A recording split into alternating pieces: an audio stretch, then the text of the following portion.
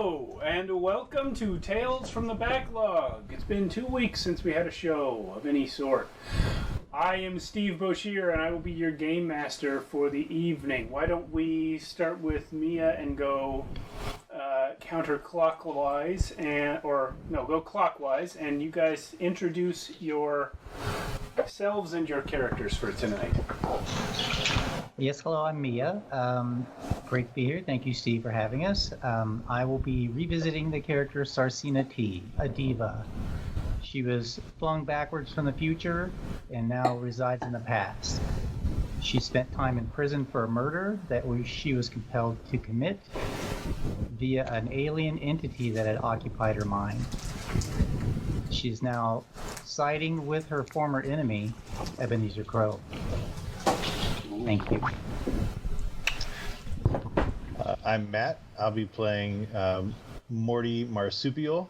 He's a genetically and cybernetically enhanced Tasmanian devil who will do almost whatever people ask him to for money. Hello, I'm Sarah. I'm going to be playing Libra. Libra is actually a manifested AI, a subroutine of a solar system sized librarian AI, and Libra has been sent out and tasked with discovering and gathering knowledge, books, and artifacts for her parent archive by whatever means she deems necessary. I'm Brian. I am playing, I am also revisiting a character from an earlier session, Ambassador Ebenezer Crow of the Ascendant Nation of Ajahai, newly unified from the splintered nations that previously ruled the flat world of Jagora. With the secrets of the deep arts delved and brought to the gray sunlight once more, Ajahai's reign will be deathless. Cool. And the cat? The cat is a prop. Does Libra have a name for the cat prop? No. Okay. Secret main character. So Secret in case main you guys couldn't figure it out from the graphic on the screen, we are once again playing Hypertellurians, which is a game that we played in our very first episode of Tales from the Backlog.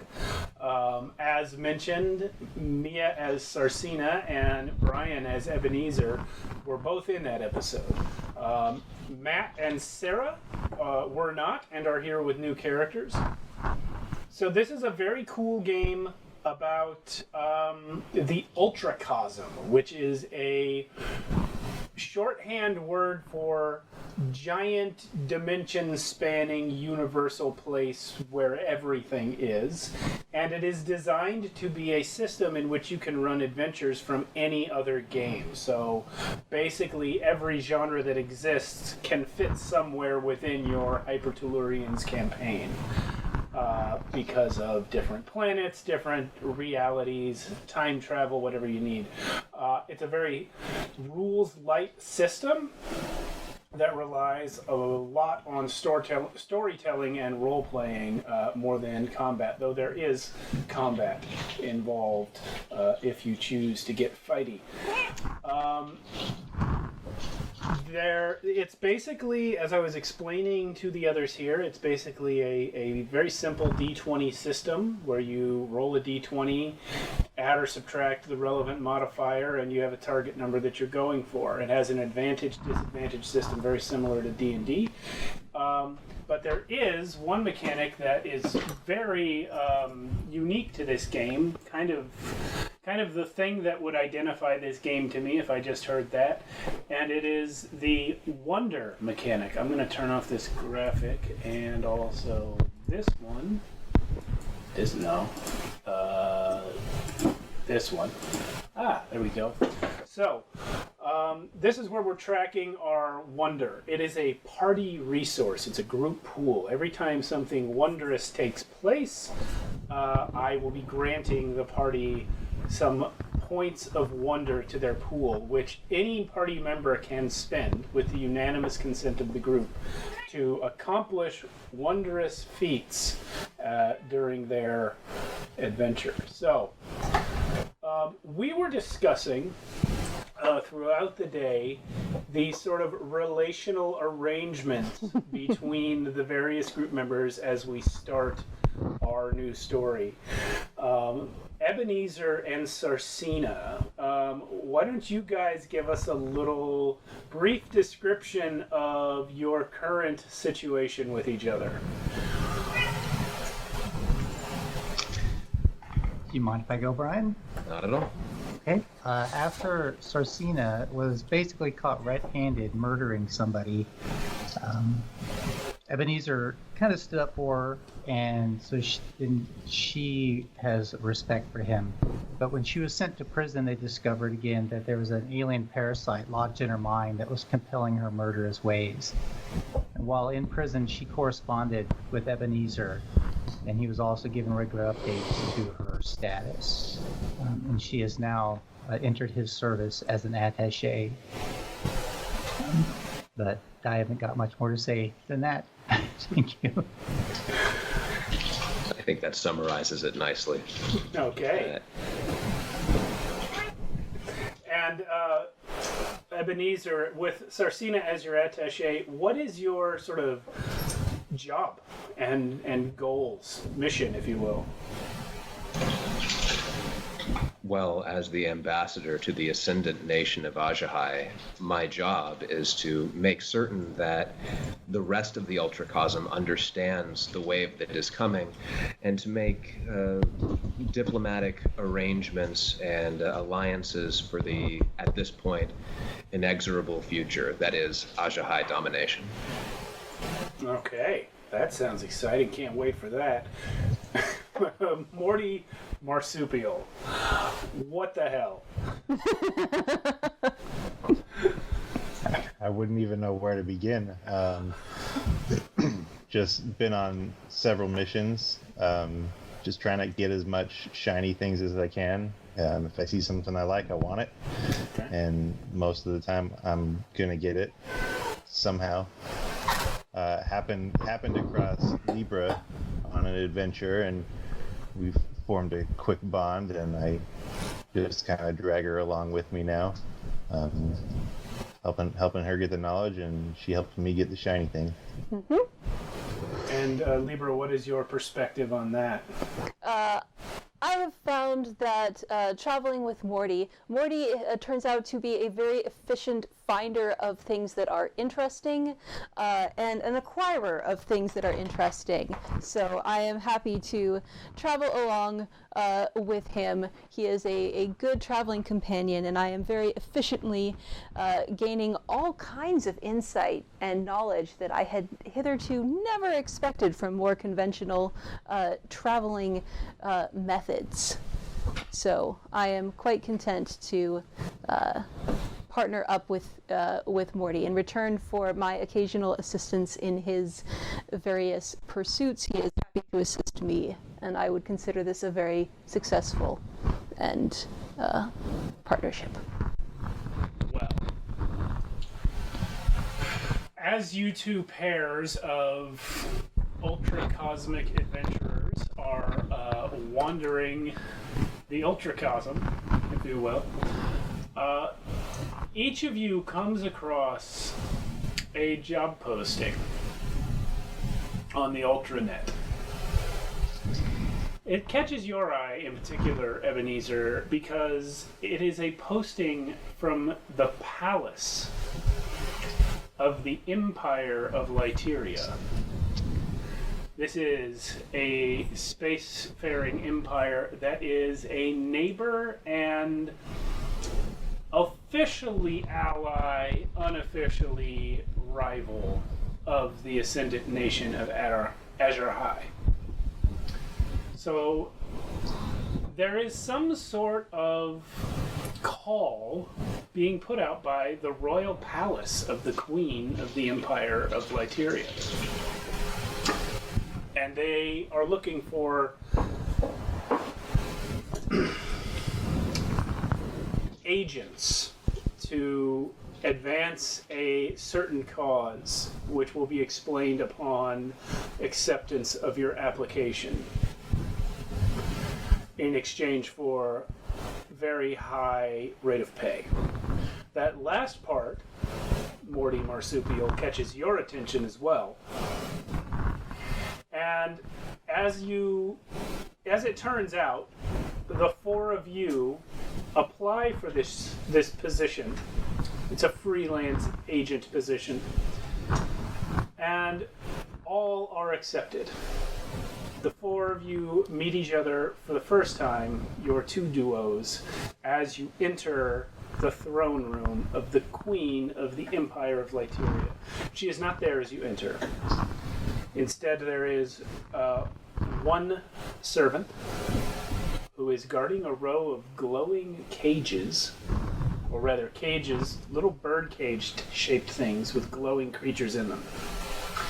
There are two royal guards standing flanking the throne, and a man who has been introduced only as the Seneschal. And he greets you as you come in. Hello. Thank you for coming. Of course. How could we deny such a wonderful invitation? Indeed, how could you? You should be aware that the mission for which you have been contracted is very likely to result in your death or dismemberment or dislodging from the current reality. You've piqued my interest. At this point, there is a stomping and clanging sound from beyond a door set in the wall behind the throne. The guards suddenly snap to attention as the door is thrust open in the manner of someone who slams open and closed every door she's ever been through. And the Queen of Lyteria comes swaggering into the room. Her eyes scan across the four of you. She says, "Oh, are they going next?" To which the Seneschal replies, "They have arrived for that purpose, Your Majesty." She runs up. What are you going to say? I said, query, how many people have gone before? Oh, I don't know. The important one is Duchess. You have to find Duchess. Noted. I write that down. The Seneschal turns back to you, Libra, and says, 47. 47. In groups as large as ours? Some yes, some no. Some smaller, some larger.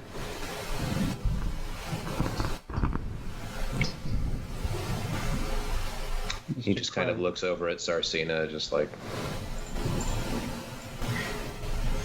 Your life is very valuable. I shall keep a close eye on you. If it is threatened, you are very important for the future. I cannot allow anything to happen to you. As always, you make me feel very valued and very safe. And seeing the queen, is the queen an attractive woman? Oh yeah, she is stacked, but also like extremely poised and like well dressed. She's got the whole package.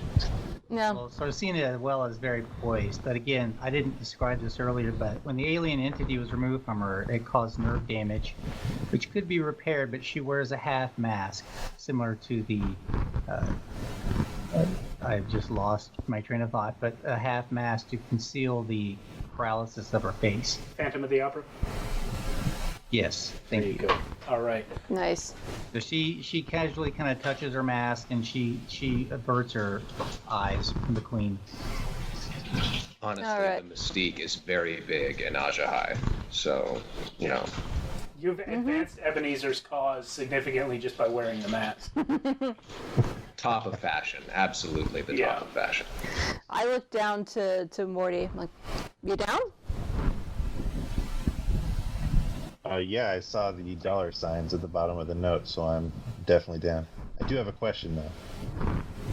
The Seneschal raises his eyebrows at you. you said there's 47 people that have gone before us. What various stages have they gotten to, or pieces have they come back in? Well, you must understand, none have come back, and so we cannot sufficiently answer the first part of your question. The queen is just in a state. She spins around and half faints onto her throne, and then leans forward and says, "But you must find Duchess. I miss her so. What am I to do without her?" Perhaps now is a good time to go over the terms of the engagement. I say to the seneschal. Yeah. Yeah, I'm not. I have. She Yes. waves to him. I have identified who has the relevant information and will be the most efficient source thereof. The seneschal says, "Behold," he raises his hand towards a dais that sits off to the side of the room that has what appears to be a simple, if ornate, messenger bag sitting upon it. I am sure that people of your profession have heard of the concept of a bag of holding.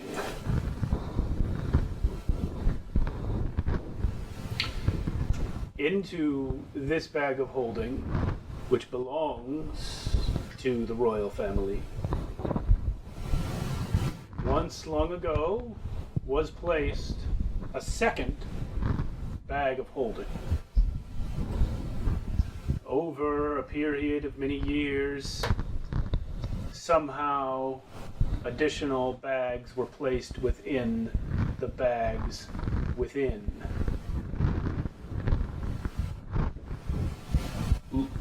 Several weeks ago, the Empress's poodle, Duchess, wandered into the bag.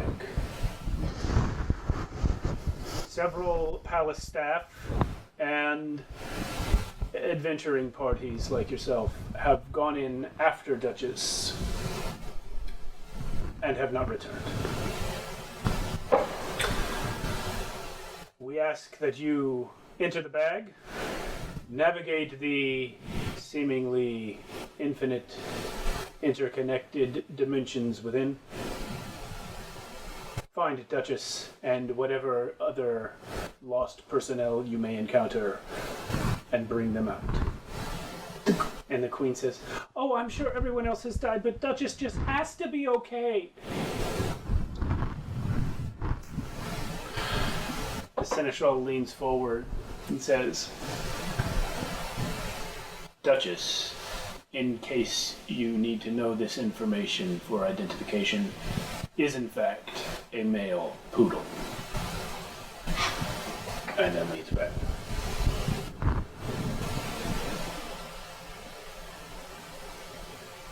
Ha! A joke! Because Duchess is a name traditionally associated with female leaders and of duchies, and it is a male poodle, and it's. The queen just glares at you. Very astute, Libra. Seneschal raises his hand. I sort of bow awkwardly and try to sidle behind Morty and just look very Morty, who invisible. is 2 feet tall? Yes, Okay. it doesn't work. All right, so tonight's adventure is brutal imperilment in the bag of infinite holding.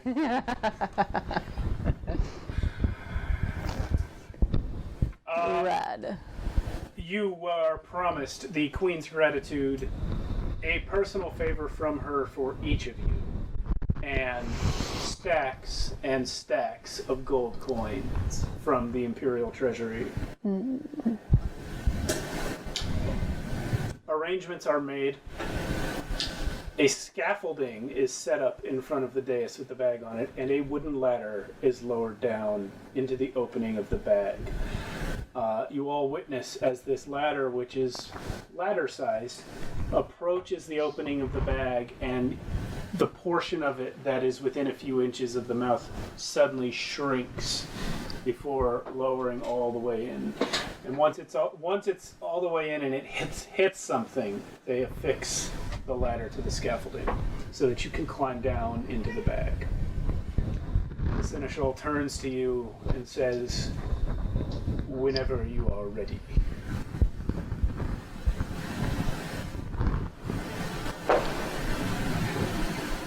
I look around and wait for someone else to go first. Please allow I know. me. By all means. Sorry, I was going to say, please allow me to lead the way, Mr. Crow. Of course. Your courage is a thing of great renown. I lean to Morty and whisper, "They're very nice to each other." We will need great strength as the House of Dragadath grows. We must stop them. The funds of this adventure may help.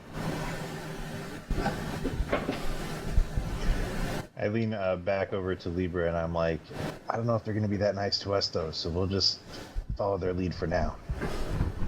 Okay. Okay. So, Sarcina, you're going in first? Yes, sir. Okay. So as you go up the scaffolding and start to climb down the ladder, you feel your body begin to stretch and compress as you approach the mouth. It does not in any way impede your ability to move down the ladder.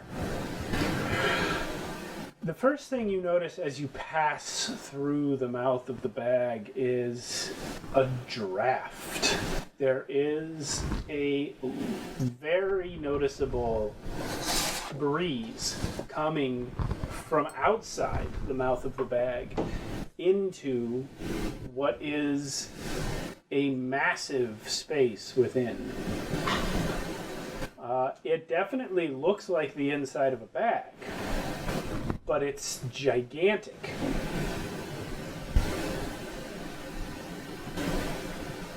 The ladder reaches all the way to the bottom.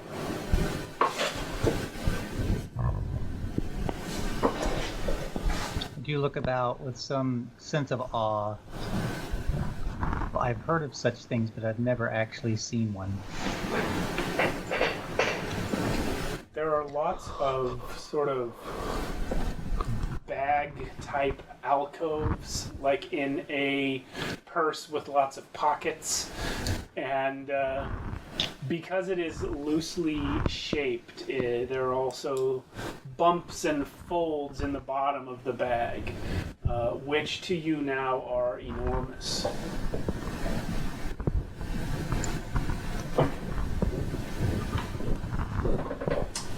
How does it look down there, Sarcina? You cannot hear that. Noise from outside does not penetrate the bag. You get no responsive answer.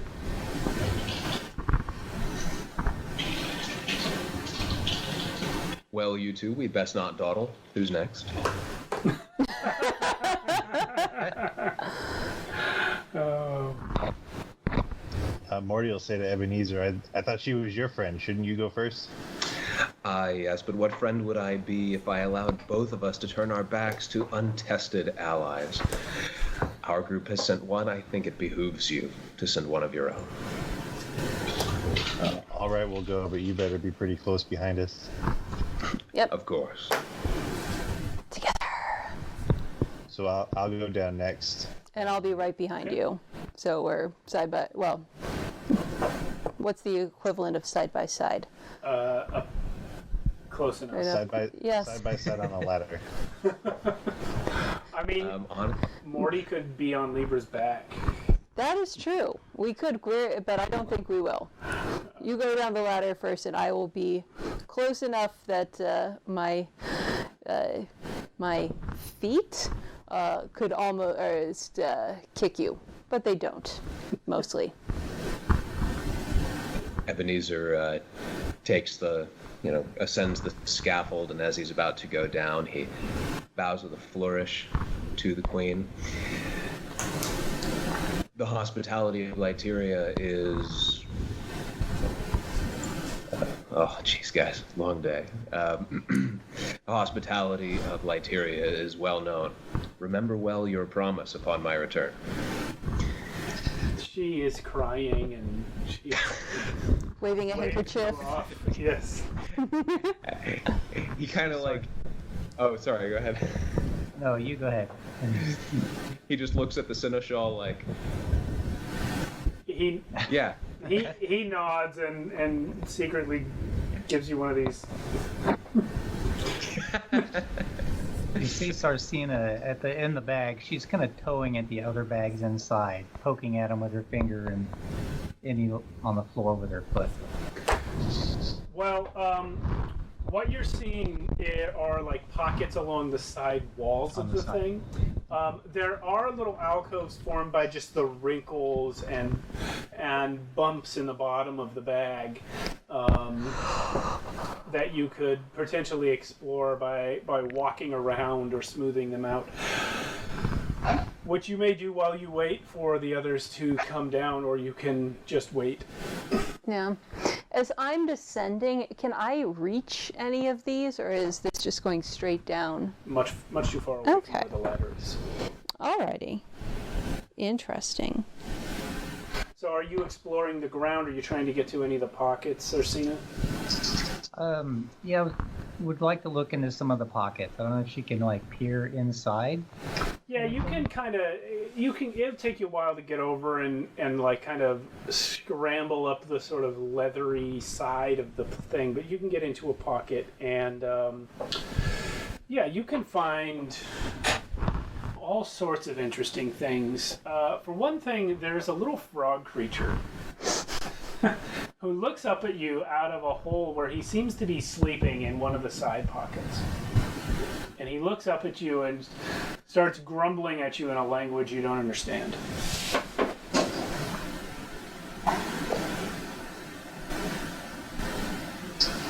Oh, interesting. And I back away to look for the others to come down the ladder. Okay, well, you can see Libra and Morty on their way down. Yep. Can she see the ambassador? I don't know, can she? Yes, he went down after Okay. making sure that the seneschal will be responsible for the dissemination of rewards. Okay. Nice. So as we're going down the ladder, I'm gonna like loudly be obtuse to Ebenezer and just be like, "So how do you guys know each other? Are you guys like family? Is that like your sister? I've never been like close with anybody, so I'm just wondering why you guys are so polite to each other."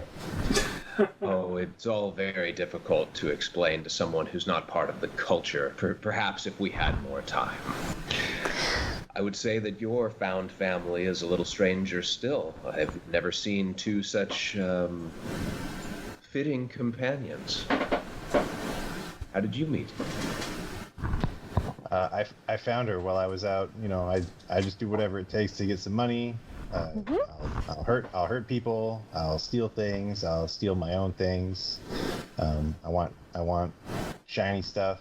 If I see something, I take it. And I saw Libra. She helped me out a little bit, and so we've just tagged along for a while since then. All right. That is an accurate summary. Your ambitions. So by now, you guys have all reached the bottom where Sarcina is, waiting for you. Query, tell me more of this culture of which you speak. Ebenezer goes into a long diatribe, which ends with the very clear conception that a climber like Morty would go far. Wondrous culture of Ajahai that is even now being shared across the Ultracosm. I am an ideal listener with completely engaged. It's like, wow, tell me more. And asking questions and making appreciative noises at the correct social moments. Outstanding. So I am going to go ahead now and grant you guys an additional 2 wonder. Sarah, if you can grab 2 crystals and add them to the pool. In the great game of Mancala, there is only wonder. Okay. Yeah. I'm Is that gonna. a little far for you? It is a little far from me, thank you. Even farther for me, sorry. Yeah. No worries. There we go. There we go. Look at that. Right, cool. Product placement. Yeah. All right. There you go. Okay. Yes. I see Phalor and Grim in the chat using an emoji that has words on it that I can't read. Well played. Well played. Yes. All right. Yeah, and just as a quick little note, yes, at the end of Ebenezer's monologue, I just say thank you for your contribution. And just walk away from there. What One does... bag I appeared in has a strange frog-like creature in it. Ooh. I don't know if anyone would be able to recognize it. I do not. I will definitely go over and check it out. How does one make a knowledge check in this game? Or is there a knowledge check equivalent?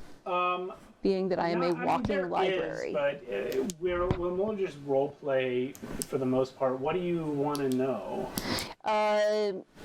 He will. I'm assuming that the frog will give me the same reaction he gave Sarsina and just start in a strange language. Have you gone over to look into the pocket? I have absolutely gone straight over to look into the pocket. Okay. Well, yeah, he does sit up when he sees you, and this time gets to his feet entirely and starts shaking his fist at you. However, you know what? Yeah, let's do that. Roll me a mind check. Sure. First roll of the game. That was terrible. That was a 3. Okay. To which I add my modifier of 3. Okay, well, because you are who you are, Yes. you are able to identify the sort of subset of languages to which this belongs, but you cannot actually understand most of what he says. You do get something that in a few related languages from a distant corner of the galaxy would probably mean something to the effect of trying to sleep. I would like to try to say to him, query, assistance needed? He has 8 fingers on each hand. What he does to you is raise the middle 2 on each one, and then reach up and grab the pocket and pull it closed, and you see no more of him. I return back to the group. I have established communication. He says he is trying to sleep and does not require assistance. We may proceed to the next pocket.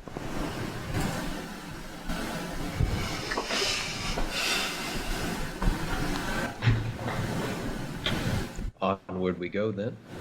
Indeed. So, Are there... Morty Marsupial, what are you doing while all this is going on? I would say I'm just looking around, watching what everybody else is doing. Imagine I'm looking for anything that stands out to me personally, a spare limb or something shining in a corner. You do actually notice something. Because you are the one standing and just looking around, and because you are the one with fur, you notice that draft coming in from the mouth of the bag far above is still going on, and that it seems to be consistently blowing towards something. And being the intelligent marsupial that you are, you realize that if the draft is blowing towards something, it must be going somewhere. I would like to make my way towards that, and I'll motion for Libra to come with me. We'll just see if the other two take notice. Okay. I shall follow closely behind. Are there any objects just lying around, or is it just a crumpled up bag with lots of pockets on the There side? are objects occasionally lying around. Mostly it's just like dirt clods. Like dust has been collecting in here for a long time. You actually do come across a bone, but what I'd like you to do is roll me a D100, please. Okay. That While will you do that, be. I'm keeping a close this. eye on Morty after his confession of thievery. Okay, so you do see him heading towards the bag, or heading across the bag, I mean. That will be a 51. 51. Please roll that again. Okey-doke. That will be 31. You find Put this dice aside. Not a rolling that one feather again. duster. Ooh. It has a wooden haft, which is well worn, and feathers covered in fairy dust, which you know, if from your large catalog of information, you know that if inhaled, this dust will induce sleep. Interesting, I say. And it literally just like disappears into my robes. Like 1 minute I'm holding it and the next minute it's gone. There is something I forgot to say to all of you at the beginning when this started. The Seneschal did provide you with some equipment. You have an extendable pole with a hook that can go up to 3 meters long. You have a coil of rope that is 20 meters long. You have a list of missing items, which says in huge letters, Duchess. Also a scullery maid named Jilly. The crown jewels, consisting of a tiara, a necklace, and a ring, which were all worn by Duchess, because the queen likes to dress them up. And various servants, guards, adventurers who are not named specifically. You also were given 3 caged fairies that were glowing. They were each retrieved from their cages with a butterfly net. Why you were given 3 when there were 4 of you, you're not sure. They were placed into necklaces and handed all to Ebenezer all at once. So who gets a necklace is up to you.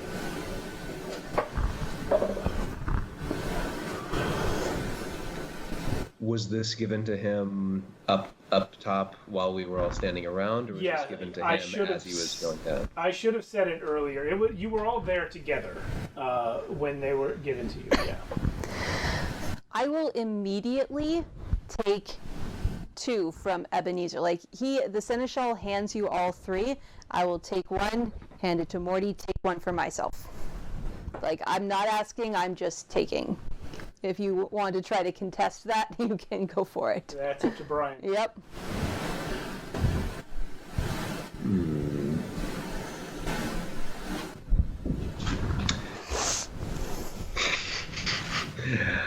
I guess that's agility, right? Yeah, it is. If he wants to like he's not gonna fight her in the middle of the palace, but as far as just like having 3, 1 goes away, and then you want to kind of yank the second one away. Yeah. Okay. Opposed agility then. You All right. roll it. Okay. Oh, lose my. Oh, look at that smirk. You lost. That'll be a nat 20. Nat 20. Well, if he also rolls high and has a higher modifier, you still might lose. No. Okay, well then she gets the necklaces. Sarcina, you have no necklace. It's okay. Unless someone's giving you theirs, which I don't think is going to happen. However, Sarcina, you do have something else now that we have jumped back to the present.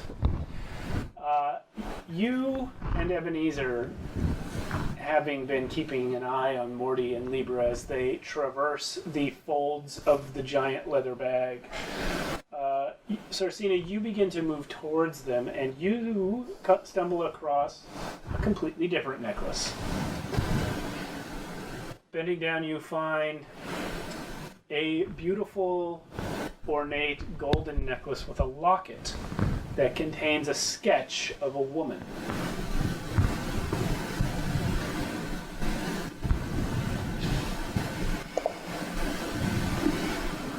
So I will look upon it, and I turn to Ebenezer. Mr. Crow, do you recognize the person within this locket as a member of the house above? Ebenezer, you do indeed. You immediately recognize that this is a sketch of the Queen of Lyteria's mother, the former queen, who is now passed. Well, my dear Sarcina, this is in fact a sketch of the dearly departed previous Queen of Lyteria. I dare say that's quite a valuable little bauble you've tripped across. I will keep a close eye on it. Did the prior queen die of mysterious causes, or do we know? Oh, well, let me rack my memory. You don't know.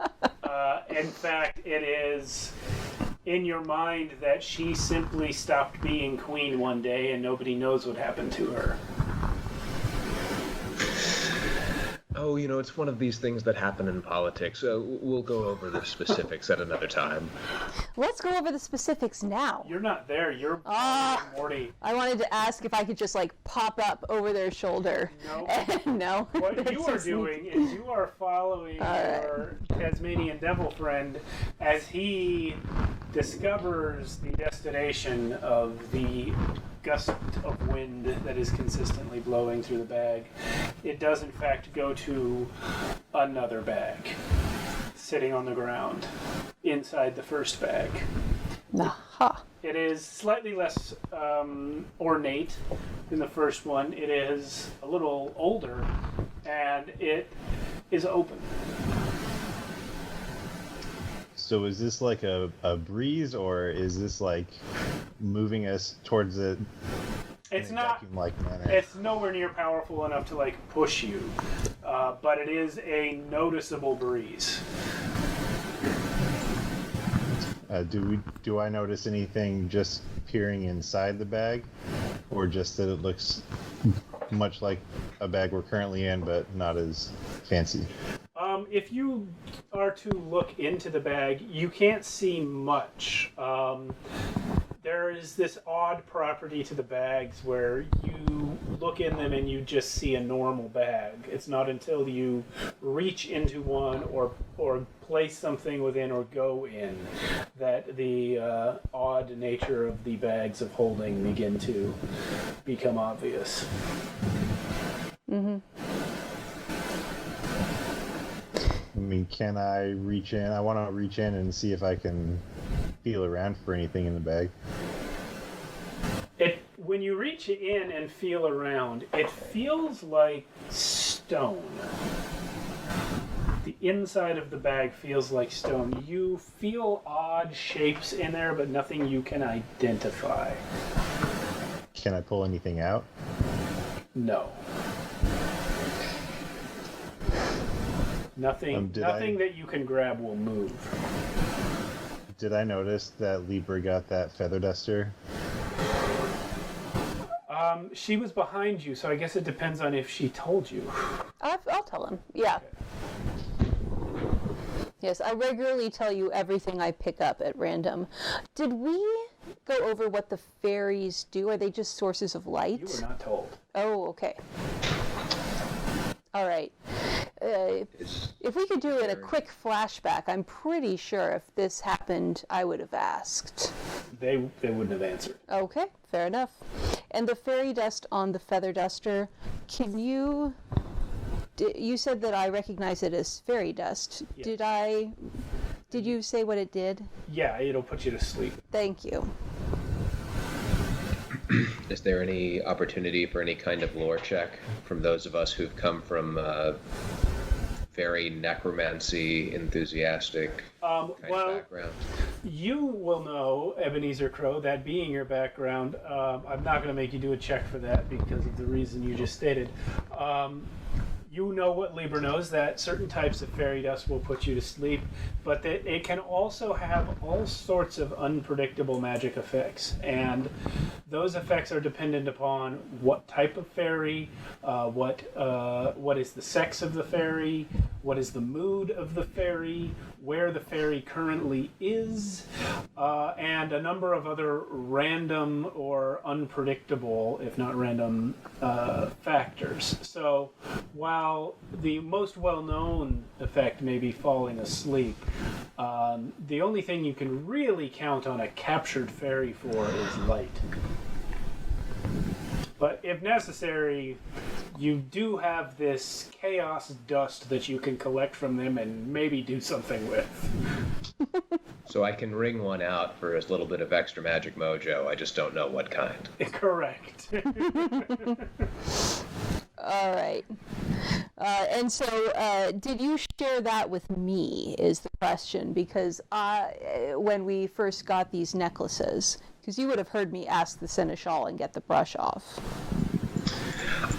I think that, and again, we're doing a little bit of retconning. Yes. I think that Ebenezer, upon recognizing that there's a little bit of early distrust, would have found a moment to kind of sidle up beside you two and sort of conversationally go through what little bit he knows about how these fairies work in a way that made him look very knowledgeable and very helpful to the group. One thing you would know, Ebenezer, is why their questions were not answered. There is a general attitude among people who are magic types that if you have to ask, it's too dangerous for you to know. And it's generally a dickhead attitude, but that's why they were not answered.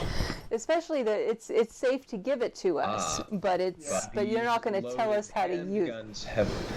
Yes. Loaded handguns have been entrusted to my colleagues, who will be at my back. Yes. So I want them to know where the safety is. Correct. Quite. It definitely makes sense that you would say. Yes. Yes. And as a minor note, I am not wearing my necklace out for light. I put it into my robes. You know what, Libra, you didn't exactly describe what you look like. I didn't. I'm wearing... What does a manifested AI look like? Well, right now it looks like a whole bunch of robes. Just voluminous robes of blending in. There's sort of, you can sort of see the bottom. You get kind of the impression of a face and hands and feet coming out. But I will add, just for flavor, like as you guys are catching up with us looking into this bag, I'm bending over to look in to the bag myself and try to stick my own hand in to see what I can feel.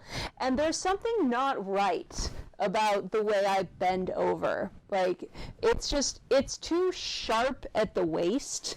Like, that's not how a human or a humanoid is supposed to, how their spine is supposed to work.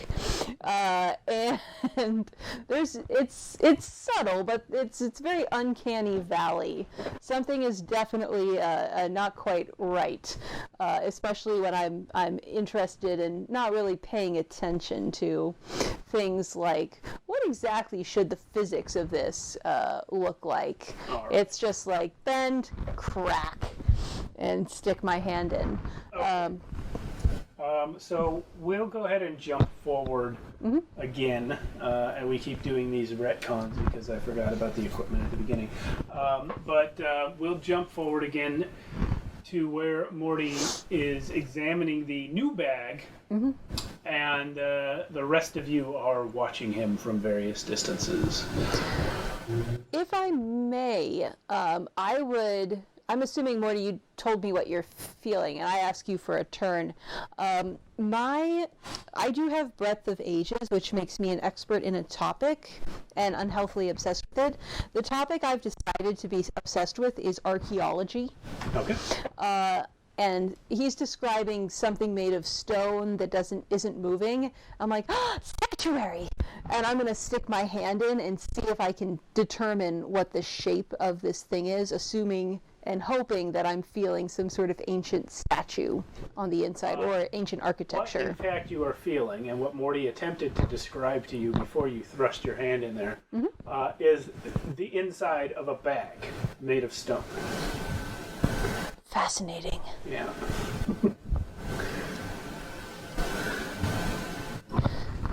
So having the feather duster described, I kind of hint at Libra that maybe if we know that it can help people fall asleep, we could use it on our frog pocket friend just to see what happens.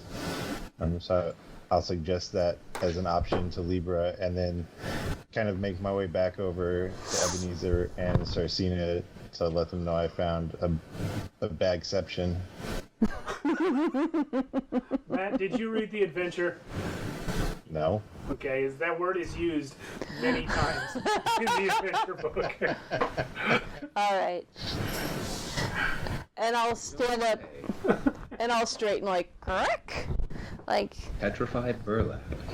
Mm-hmm. Is this the next bag that we are supposed to enter? Or is this simply another artifact that is of no use to us? The wind is moving into the bag? Is there, and I'll kind of run my hand around, could we enter it? Like, is there sufficient space? It functions just like the bag you're in. Ebenezer, if nobody bars his way, will step into the bag cavern. Okay, as you are stepping in, you find your foot landing upon the rung of a wooden ladder. Oh, Sarcina. Which you may climb down. I do move to try and get in front of you. Ebenezer allows this. However, he goes second this time as opposed to last. Okay. Well, Sarcina and Ebenezer, as you climb down the ladder, you find yourselves entering a gigantic room that looks exactly like the inside of a cave. There is stone all around. The floor, the ceiling, the walls are all made of stones. In some places very colorful, different striations of different types of stone. It is lit with what looks like firelight. And before you go too far down, you realize that it is coming from several braziers, which are on the floor.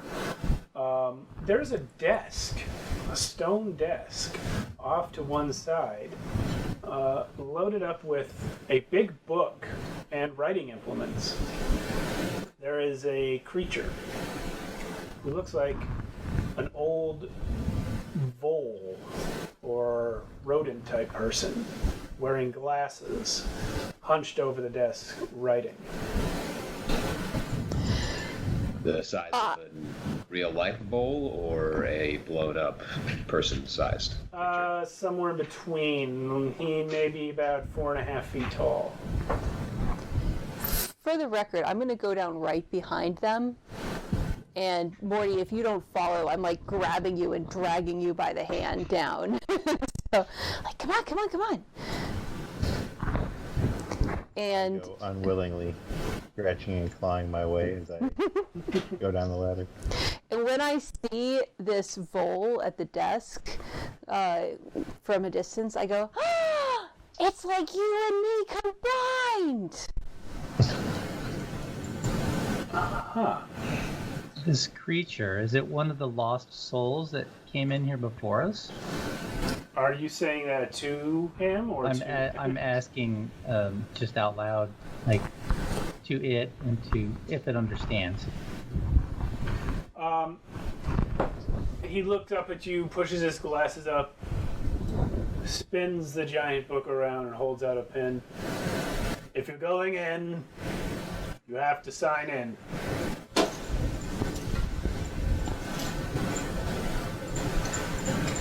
And what are the contents of this ledger? Just those who've moved past this point? Yeah. Are you asking the Vole, or are you asking the GM?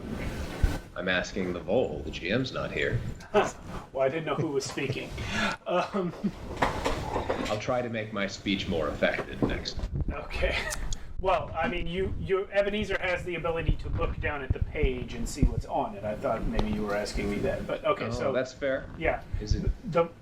You see a list of names signed with dates next to them, and the Vole man responds to you. All who enter must sign in. And you see in the columns there is a column for name, entry date, and exit date. Every name has an entry date. No names have an exit date written next to them. I look for the name Duchess. It's there. It's on line 8. Does this look like a dog's handwriting? Yes. Surprisingly legible, right? Yeah. How many names are there? I am right there with Ebenezer, like reading over his shoulder. 48.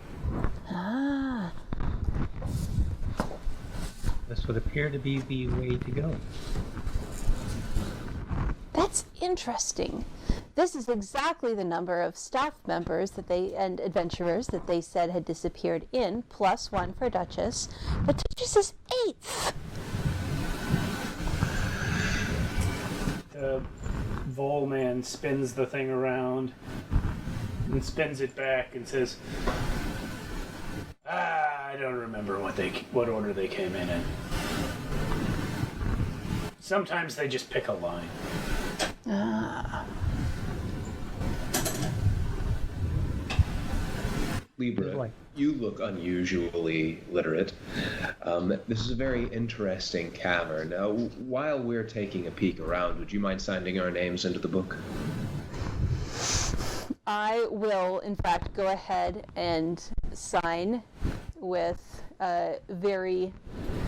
when I do sign and hand it just my own name and the date. And when I hand it back to you, it looks like it's been typewritten. Yeah.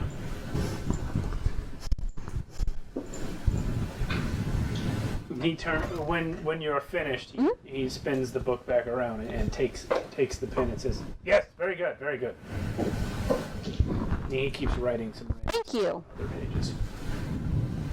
Tell me, have you any other books down here?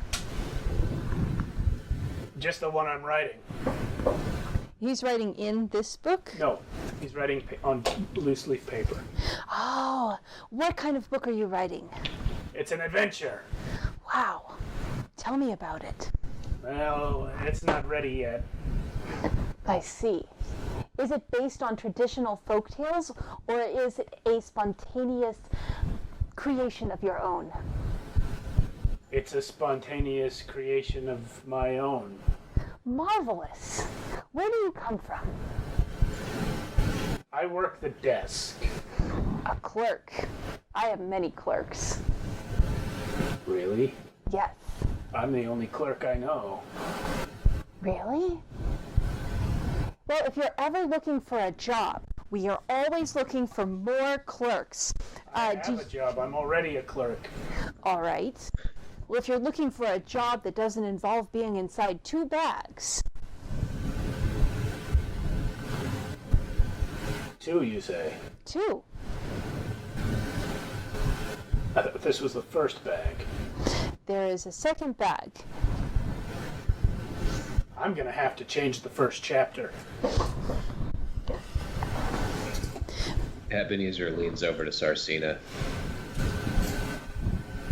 Libra's good. I would like... Watching the technique. Yes. While he is doing that, I would like to sort of helpfully move some pages over for him, just like sort of straighten them out and help him as he's like going through them. As soon as you reach for his pages, he slaps your hand. That is fair. I feel Without even looking at your face or speaking, he just slaps your hand and gets back to writing. I chuckle and say, authors.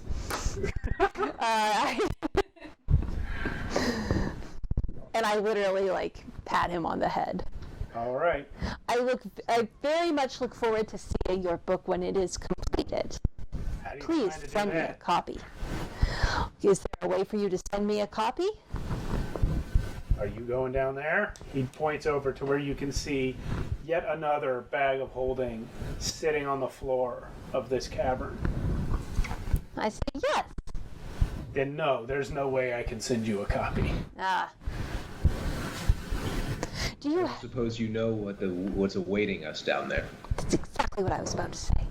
From what I understand, it's some kind of bag. You are extraordinarily and singularly unhelpful. Well, in my story, it's full of dinosaurs. But I haven't actually been in there.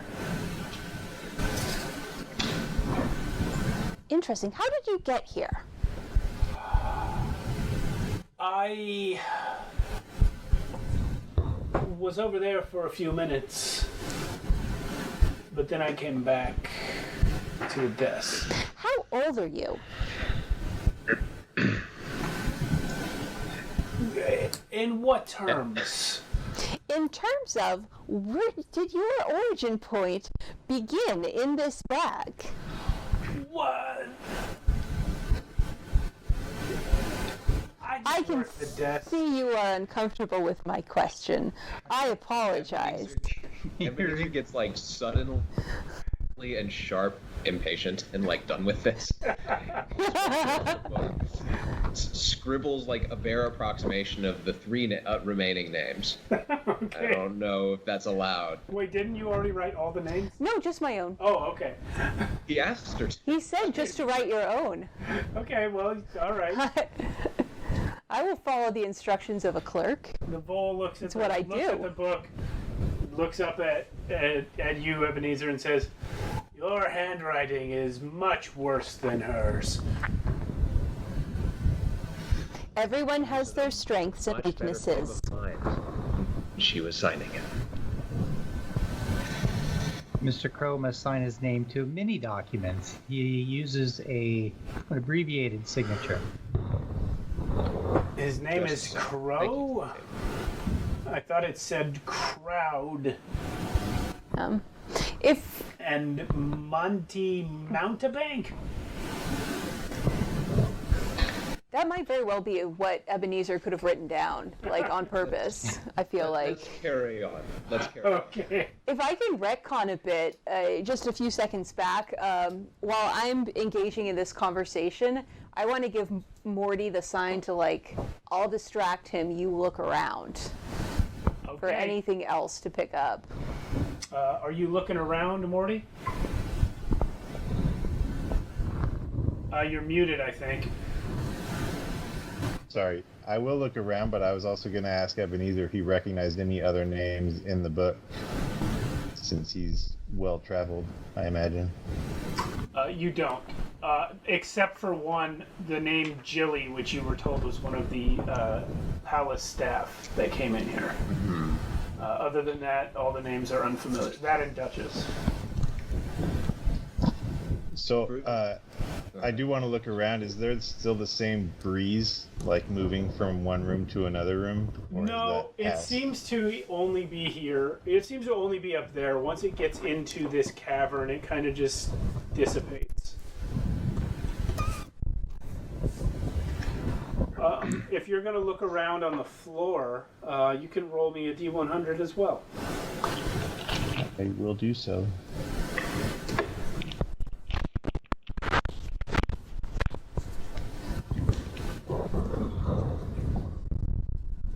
49. 49 indeed. You find something really interesting. It appears to be a human-made or humanoid-made codpiece. with a red door painted on the inside. I'm sorry, did you say a cod piece with a red door painted on the inside? That is what I said, sir. Oh, you found a little helmet. I will immediately pick it up and hand it to Libra and say, put that in your thingy. All right. There you go. Other than that, the only thing you come across is the bag of holding on the floor that the vole man gestured towards earlier. So I'll say to Ebenezer and Sarcina, we both put our hands in the last one. I don't know if you guys want to take a turn this time. That seems fair. I have an idea. He pulls out, I believe you said it's a hook on an extendable 3-meter pole. Yeah. He just pulls out this makeshift pole arm and just pokes around and makes sure nothing snaps shut or any, no streams of fire or anything like that as he pokes around into the new bag.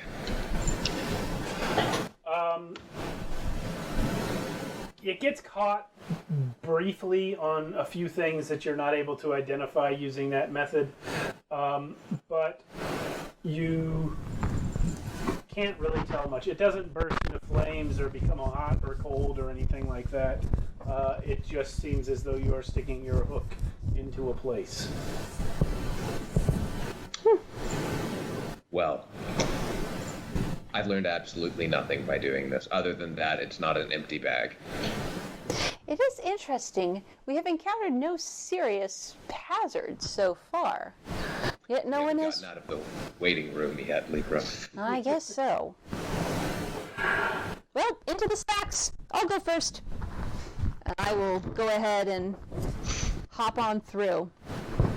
Not literally hopping, but I will stick my foot appendage through and feel for a ladder of some type. You do put your foot onto the rung of a ladder that moves, which you quickly identify as probably a rope ladder.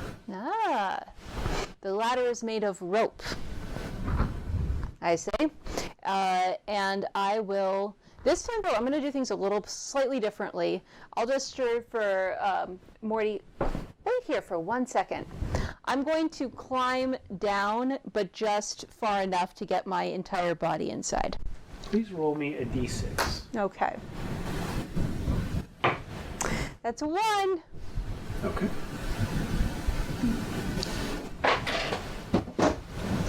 She is quite enthusiastic, Mr. Crow. The Ultracosm is filled with such people. So you said you're going in just far enough to see what's around you? I am going in, yes, just far enough. Like, as soon as my head is through, I'm stopping and looking around. Okay, it is far below you, maybe 30, 40 feet below. Mm-hmm. The floor of this bag is loose earth, Interesting. dotted with what appear to be large molehills. Nice. There are walls which look like they're made of cloth, most likely hemp. Okay. That's what you can see from here. All right. I am going to now climb all the way back out of the bag. Okay. Am I able to do so? Yeah. Okay. It's like, just wanted to be sure. We hadn't actually gone back out of the bag. But yes, it looks like that we can indeed. There is no magical compulsion keeping us from backtracing, as it were. Well, forward. I will quickly describe to my companions what I saw and go ahead and start climbing on down. All right. Go ahead and add another wonder point. All right. As a note, I am not putting my foot on the ground, on this loose dirt. When I get about halfway down, I'm going to take another stop, and I'm going to see if I can scope out where the next bag is from the air. You can't see it. I can't see it. Okay. All right. So if I'm kind of piggybacking on Libra, would I be able to see it? Oh yeah, you're gonna climb on me for this one? Yeah. Do it. Yeah. Did you say no? No, I said do it. I said no. No. Oh, sorry. You can't see any more than she can. Does it matter that I have an insight special skill? No. Unless that is supervision. It says it lets me see things other people can't. Okay, well that's very specific to what I just said you couldn't do. But in this case, no, it doesn't help you. All right. All right. When we get to the bottom of the ladder down to the ground, I am going to carefully test the ground before I put my weight onto it. It is indeed dirt. But when you say loose, it's not like I don't sink through. quicksand. It's not quicksand. No. Just Okay. freshly dug. It looked like it was dug by a dog. Looks like it was dug by moles. Yep, moles. Voles, perhaps. Some of the people of the clerk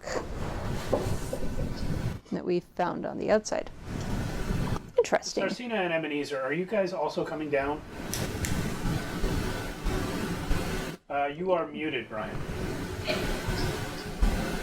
I would like to. Okay. Are you going before Sarcina this time? Or are you still being Ebenezer Crow?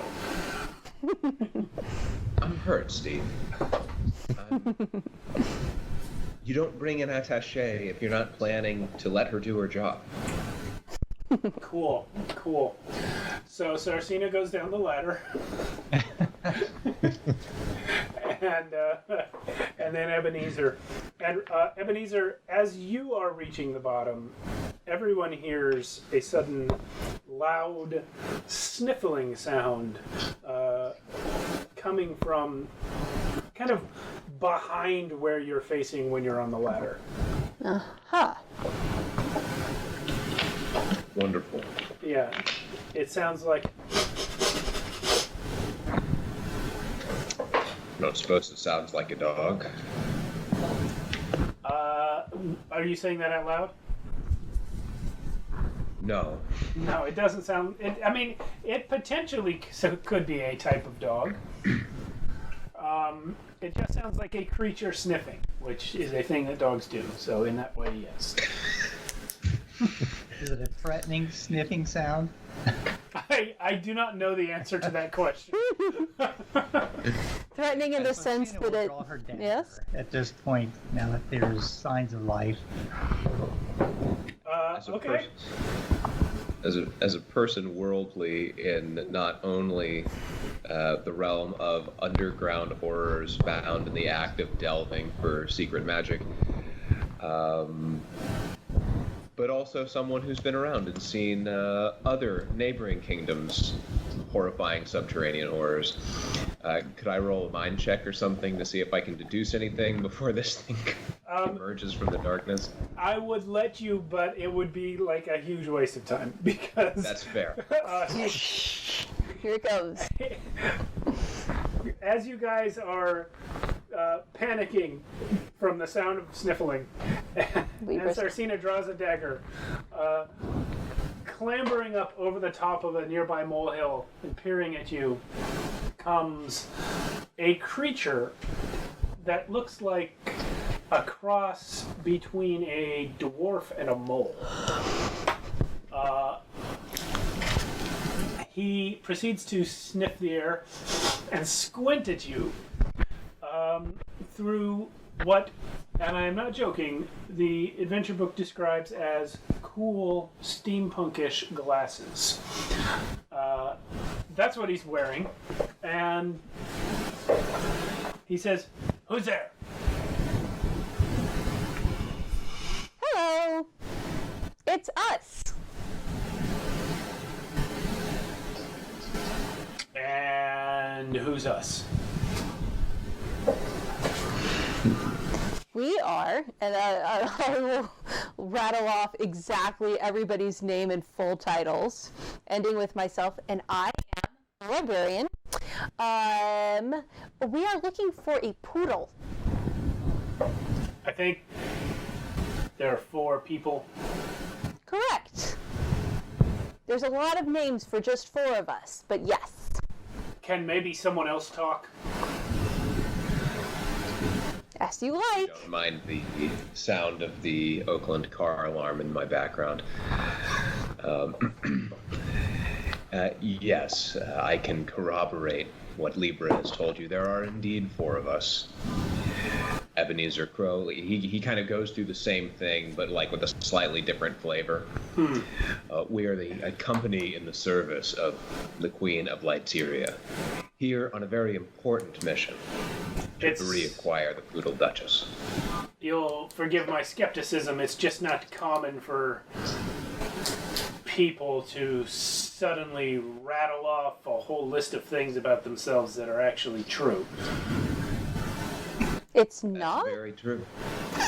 Well, that is a shame. Proper identification goes a long way in establishing good initial social interaction. Not my business, lady. What's your business? None of your business. That's fair. I like your glasses. You can't have them. I like your glasses too. We can talk later. I lean over to Libra and say, I'm going to get those glasses. Thank you. Can I have them if you get them? You're looking for a poodle, Okay. you said. The Queen's poodle? Yes. I whispered to Morty, he should say yes. I don't think he likes me. I used to work for the Queen. Really? Oh, sorry. Oh, really? Queen of Lyteria, you said? She was my boss. She's probably wondering where I am, if she remembers me at all. What's your name? What's yours? Morty. I'm pretty sure we've established that already. Yeah, I know. I just wanted to see if your stories remain the same. It's Moldy Warp. Do I remember Moldy Warp being on the ledger of names? Yes. When did he enter? Before Duchess. Interesting.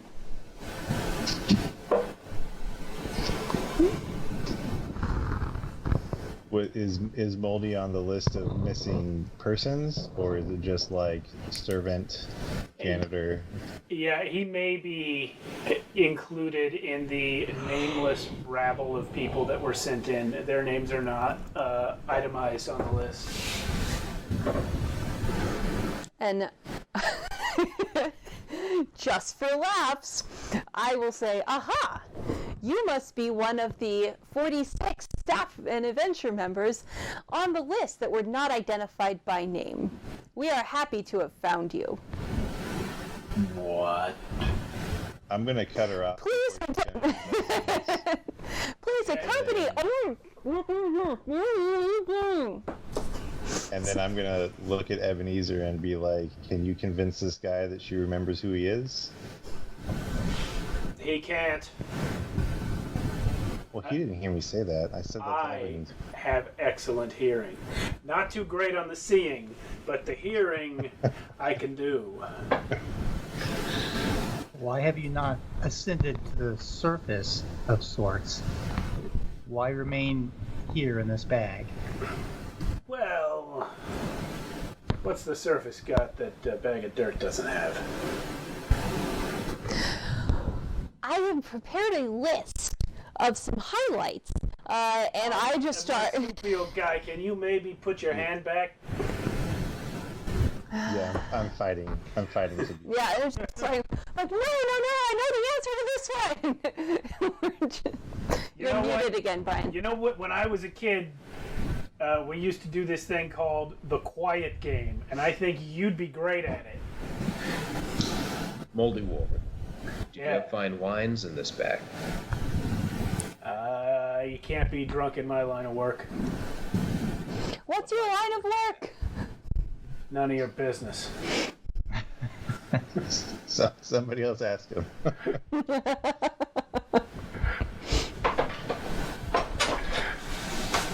All I want don't to happen I'm to going know to where drag the next- Libra out of the way. Yeah. You don't happen to know where the next bag in the chain is, do you, my good sir Moldywort? you want to go further in, huh? That's the plan. I can take you there. If you can tell me how one gets out of here.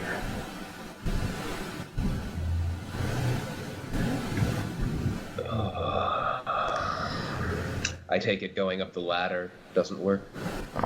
But it did. I just tried it. I tested it. I went into the ladder and I went back out. What? Could you try again, Libra? Oh! He doesn't know about the ladder. You guys know where the ladder is? It's literally 6 feet away. And I say, yes, the ladder is right here. And I walk over to it and it's rope, right? Is there any wooden like cross The pieces? rungs are made of wood. I rap on the wooden rung. Right here. He looks right at it when you do that. Ah! Oh. Oh. Well, that's embarrassing. I thought the ladder was lost. But, now that I know where it is, if it doesn't move again, I can find it later. You want to know where the next bag is? Yes. All right. I can sniff that out for you. May I suggest, before I let go of the ladder, perhaps a bell, or perhaps some pieces of rattling metal to be affixed? Kenny, that's right. The steampunk glasses do not work. They're very thick. They're probably the opposite prescription. They might work if he did this.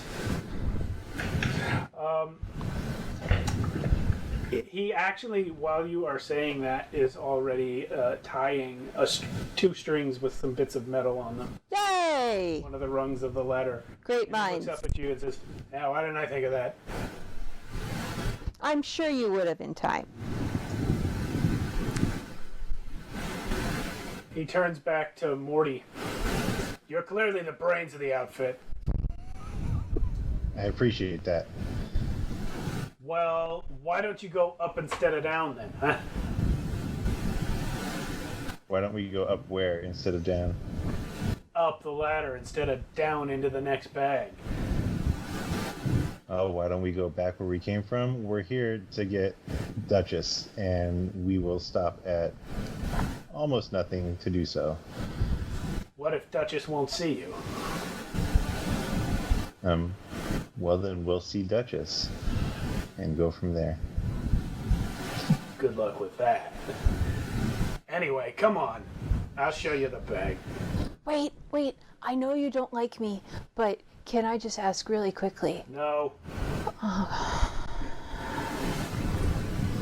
So as we're walking over to the bag, I'm going to ask Moldy if he's always looked so handsome, but I'm going to say it just like as rudely as I can, so that he knows that I'm definitely serious about him being so handsome. Yeah. You know you're an arrogant son of a bitch. And I like you. No, of course not. I used to be a regular dwarf, but then I contracted weremole disease. I usually stay halfway between like this. It's kind of the best of both worlds. How long have you been down here? I don't know. It's kind of always dusk.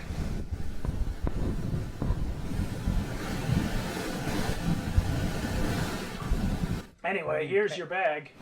The bag is that he is gesturing to is, at first glance, a cave in one of the giant molehills, but looking more closely, you can see that the edges around the mouth of the cave are in fact frayed cloth. It has become part of the landscape.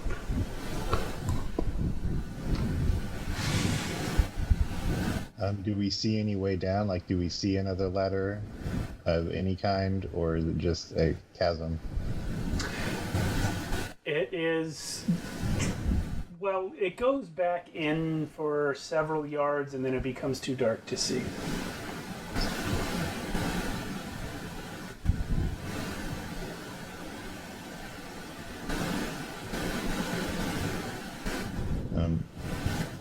Do we all have that rope, or does Ebenezer has that rope? Maybe we could find something to affix it to.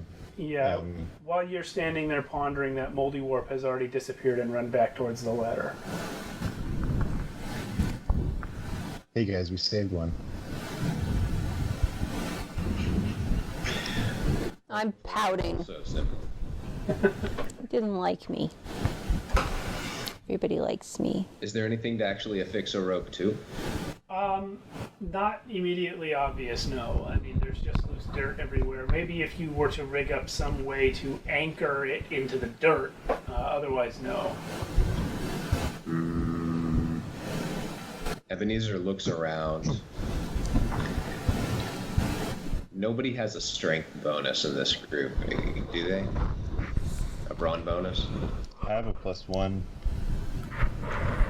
I just don't know that Ebenezer's going to conclude that the 2-foot-tall Tasmanian devil is the best anchor for this rope. While you guys ponder the wisdom of entering the bag cave, let's go ahead and take our 10-minute break here, and we will come back and continue the search for Duchess in the Bag of Infinite Holding. I have 9:59 here in Los Angeles, so it'll be about 10:09 when we return, roughly.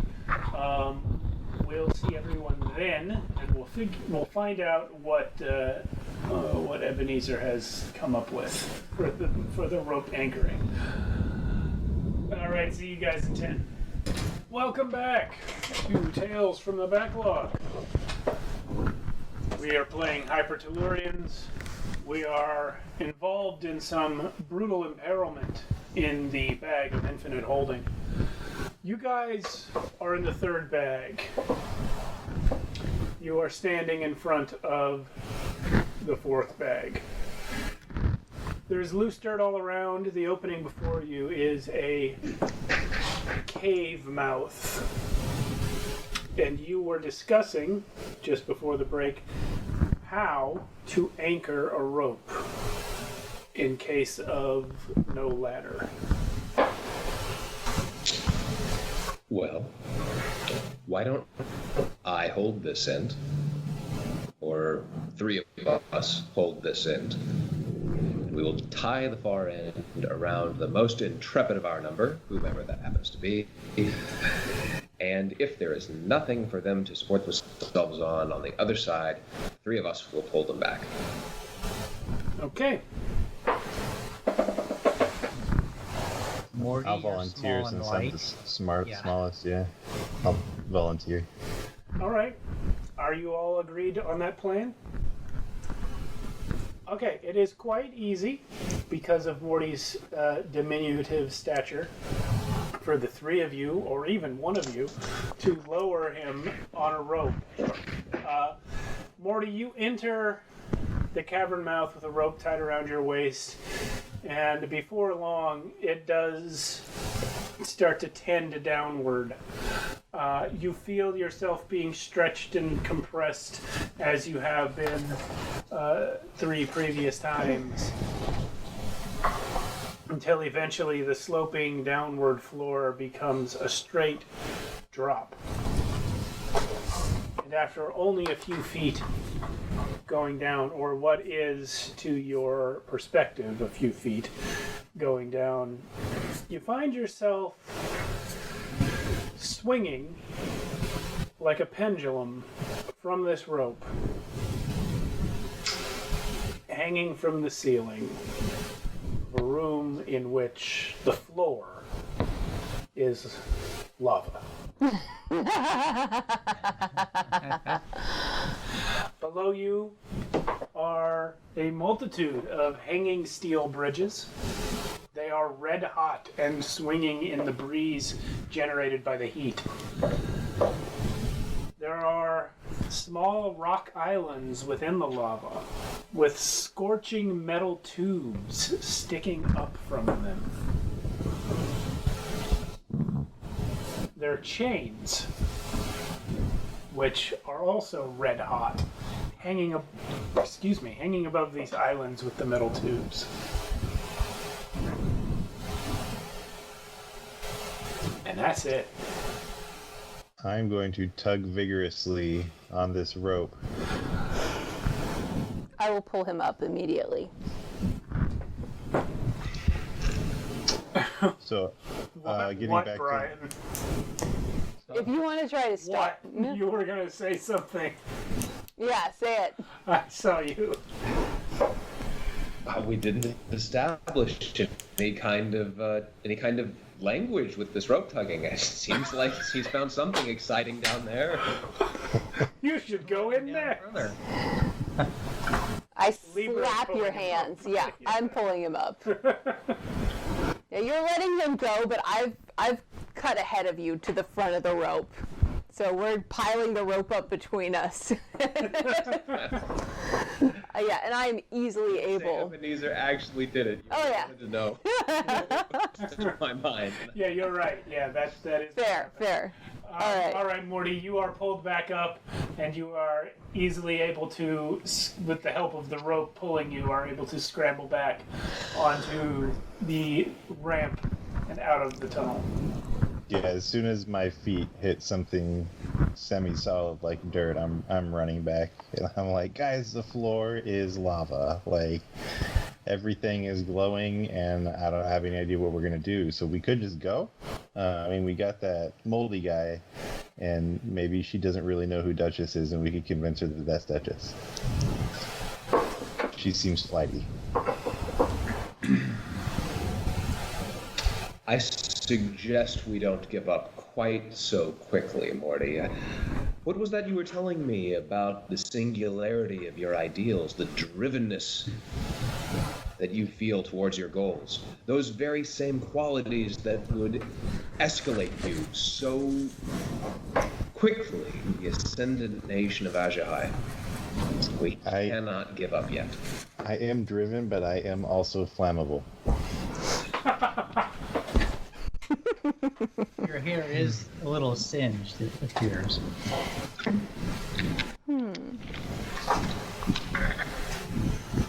What about you, Libra? Are you flammable?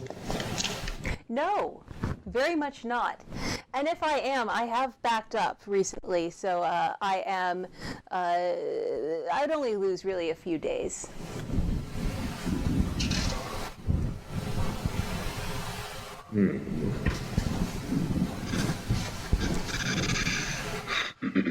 The archive would only lose a few days, I should say. I would be dead. So, Yes. you yourself are a vast repository of knowledge. Someone who might have more experience to draw from. Yes. For Was how that to parse this situation. indeed?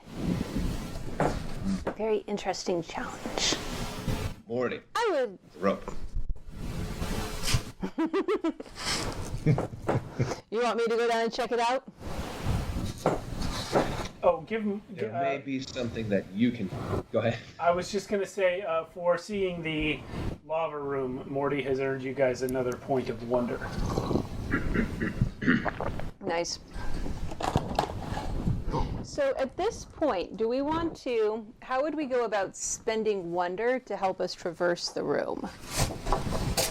Because we've got quite a pool of it. Is there something that one of us can do? Like some particular... So I'm looking at the book, and it says that you can, I don't know if this is entirely applicable, but you can manifest a memory, reach through the ultracosm, and physically manifest a relevant experienced memory for one scene, and specific effects are determined by the manifestation, but should be wildly beneficial.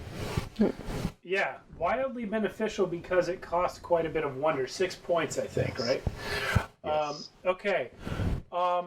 being that you would be spending 6 points, I would allow you to describe what the memory is and how it assists you. I just read the book. Okay. I read the adventure, and I know how to solve the puzzle. I would like I to. didn't read that book. Yeah. Oh. Yeah, I was just. Yeah. I've just noticed Mia's name tag is like way smaller than everyone else's. Yep. Driving me crazy ever since I noticed it. Okay, there we go. All right, a little graphic design interlude. I will go down and I will take a look. Libra is very curious to see this for herself, and so even the bridges are glowing hot. You said, right? Yeah. Okay. Let's see. And so is there any other way to cross the room other than these bridges? None that you've gone down now? Yes. Okay, no. None that you can see. Any stalagmites or stalactites in the ceiling? No. This next room is not cave-like like the first. Everything is metal. Oh, interesting. And can I see or feel the breeze to guide me to the next bag? There's no breeze. Well, I mean, there is airflow, but it is updraft generated by the heat of the lava. Mm. Excuse me. If anything, this looks like the inside of a steelworks plant where there has been some sort of awful accident, because there is lava all over the floor. Everything's made of metal. There's chains. It's all very industrial, and everything's super hot. I have a suggestion. If you guys want to, but the room itself, we can be in the room. You can be in the room, yes. Okay. It's very hot, but you can be. It's not killing you just to be in there. All right. I have a suggestion for how we could spend wonder by manifesting a memory. With you guys agreeing to spend 6 points of wonder, I'm thinking that what we really need right now is a way to traverse the ceiling instead of the floor, so that we can explore this room and find our next bag. What if I manifest a memory from my vast databanks of I don't know if this is permissible, but a way to cast a spell of spider climb, basically the equivalent, out of what we have on us, and that would work on us for 1 hour, enabling us to cling to the ceiling or to the walls of the room. Would that be... GM, would that be permissible? And then group, would that be a good use to spend our wonder on? I'll alter that a bit to say that yes. You, as an AI cataloging scientific phenomenon, you're not well versed in magic, but right. if you want to manifest a means of traversing the ceiling in a metal room, it is quite simple for you to recall the existence of magnetic boots. Yes. Which you could distribute amongst the party. Yes.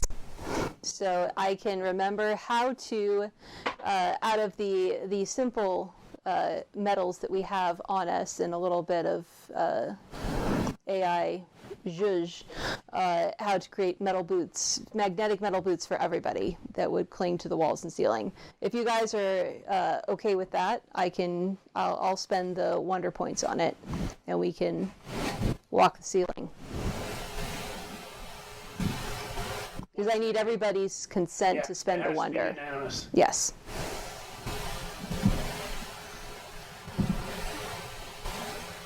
I mean, I like the idea of not burning to death while still driving inexorably towards our goals. Okay. I'll take that as a yes from Brian. Mia? Spend it. Sounds fun. All right. Matt? Yep. Okay, that's a go. All right. 6 points. 6 points of wonder. So... we have magnetic climbing boots. As Libra stands there describing these magnetic boots that she could only wish you guys had access to in your current state, there is a warping of reality, no doubt caused by the intense strain placed upon the ultracosm by having so many pocket dimensions crammed inside of each other in this place where you're standing. And somehow, through a fluke of the ultracosmic nature, Libra's memories manifest in physical form, and before you, in the dirt, lay 4 pairs of magnetic boots, one of which is small enough for a Tasmanian devil.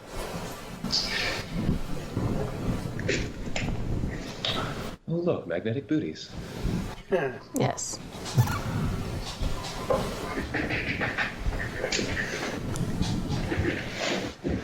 Hey, funny how that works. Remarkable.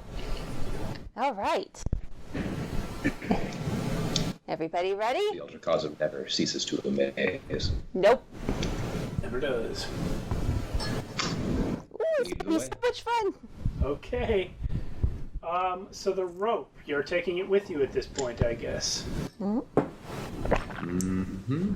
All right, without too much trouble, you are able to find the opening, climb down and engage your magnetic boots to latch yourselves onto the ceiling of this room. And it is, as Libra and Morty described, intensely hot, filled with gusts of hot air and red-hot metal. There are these little islands of rock within the lava flows with scalding hot metal tubes sticking up, as I described earlier, and chains hanging from the ceiling down to these islands. Otherwise, it is just a network of red-hot catwalks. Where do we find the next bag? Good question. From the ceiling, you do not see anything that resembles a bag. Right, I'm sorry. I must have misunderstood. I thought you told us that we didn't have much trouble finding the next bag. No, I didn't say that about this room.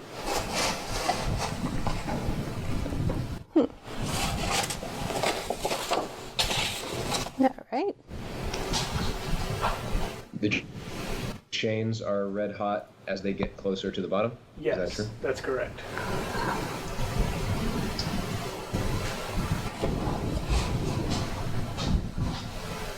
Is there any way down from the ceiling? Like, even if we use some of these metal poles sticking up, since we have magnet boots, can Well, we get down to these? The metal tubes stick up from the rock, but not ceiling high. If you were to get down, the two most obvious ways to get lower into the room would be to walk to the wall, which is also metal, 4 walls, which are also metal, and walk down them, or to try and climb down the chains, which hang above these rock islands where the tubes open up.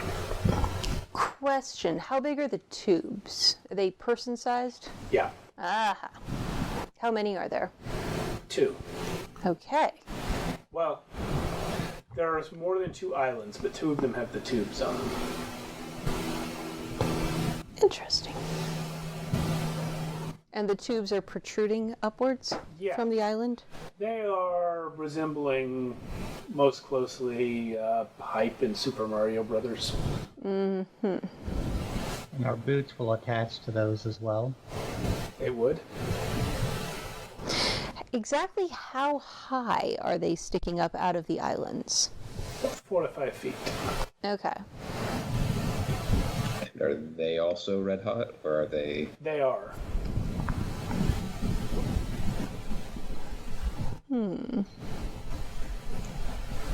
Well, I mean, I'll wander around the walls, just walk around the room, getting as low as comfortable, Okay.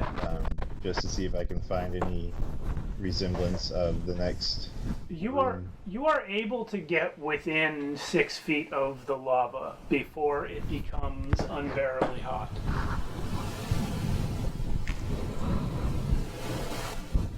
So walking around the room, do I see anything that looks like it might be the next bag to go down? Or is it probably on these islands that I can't get to? You're able to get within about 15 feet of one of the islands with the metal pipe on it.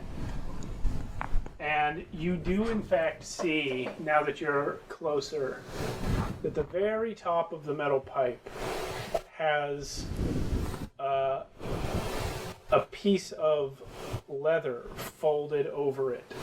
Kind of like the way you put a trash bag into a trash can.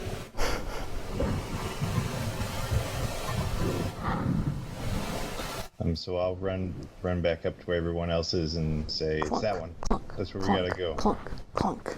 Clunk, clunk, clunk. Yes. Actually, for him, it's more like clack, clack, clack, clack, clack. Yes. That's right. Fair. I tried to manifest yours extra, agile. That doesn't work. You don't have enough wonder for that. Nah. All right. Is there a way to lash the rope to the ceiling and then lower ourselves down into the pipe? There is, actually. You could tie that rope to the same eye hook that holds the chain.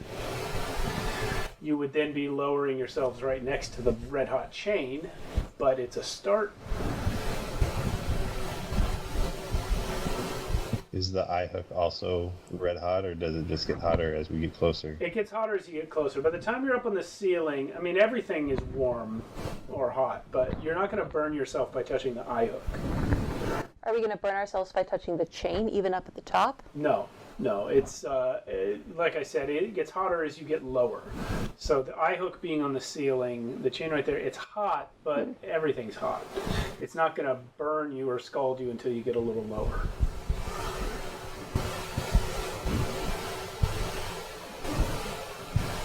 We could just climb down. How far down? I'll try to climb down the chain to see how far I can get before it gets too hot to handle. Excuse me.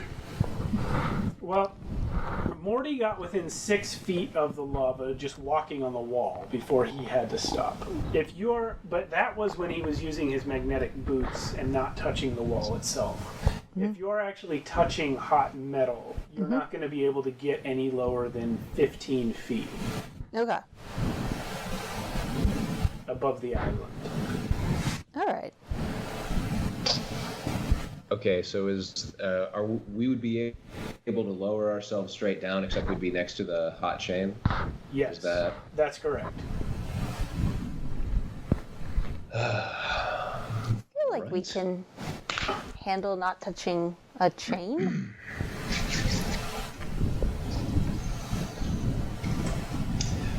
Sarcina, are you willing to go first? Oh, you son of a bitch.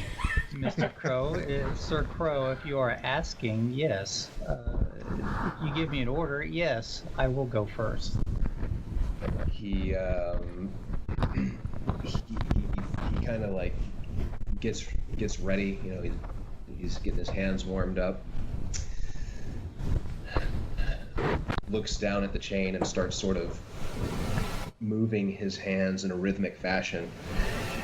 At which point, if I understand the spell correctly, the blazing end of the chain moves away from where we've dropped our rope. Nice. Oh, what spell is this? Gesticulation. Ah. Cool. I'm not going to look it up. I'm just going to believe you. It works. I read that earlier as well, so yeah, that is how that works. Nice. Well, yeah, so the chain at the bottom does indeed just sort of float away as though gravity, just for that chain, were pulling in a slightly different direction. By the time you get to the bottom of the rope, the bottom of the chain is 25 feet away from it. How long does that spell last? As long as I'm willing to look foolish. You're still doing that. Okay. We appreciate your sacrifice. All right. I Well, don't know if I could use my slightly robotic hand to handle the chain at some point. Maybe try and fling it and catch it on another bit of something you have a metal hand. so it doesn't swing back. Partially robotic hand, yeah, Okay. on the left side. If you have like imitation flesh on that hand, the flesh will not survive. No, it's yeah. You would know that in advance. I imagine it looks kind of like Alita Battle Angel, that kind of Nice. textured white with gold inlay. Does it match You your have mask? The metal pole with the hook. That we do.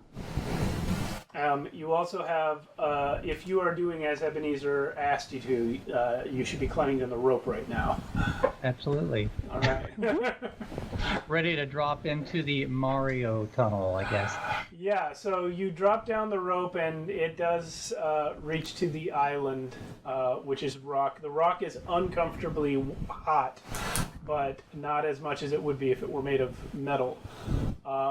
There is a scalding hot Mario pipe, but as I described just around the lip of it, there does seem to be a bag hung over it and stuck in.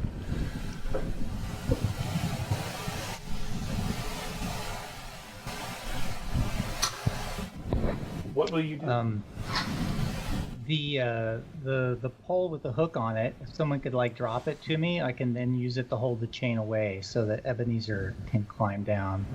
So he can stop doing I his... believe Ebenezer is in possession of it, and he's currently waving his arms like a moron, so... I will, as soon as Sarsina says that, you just sense me at your back, Brian, and suddenly I'm walking past you, I'm holding it.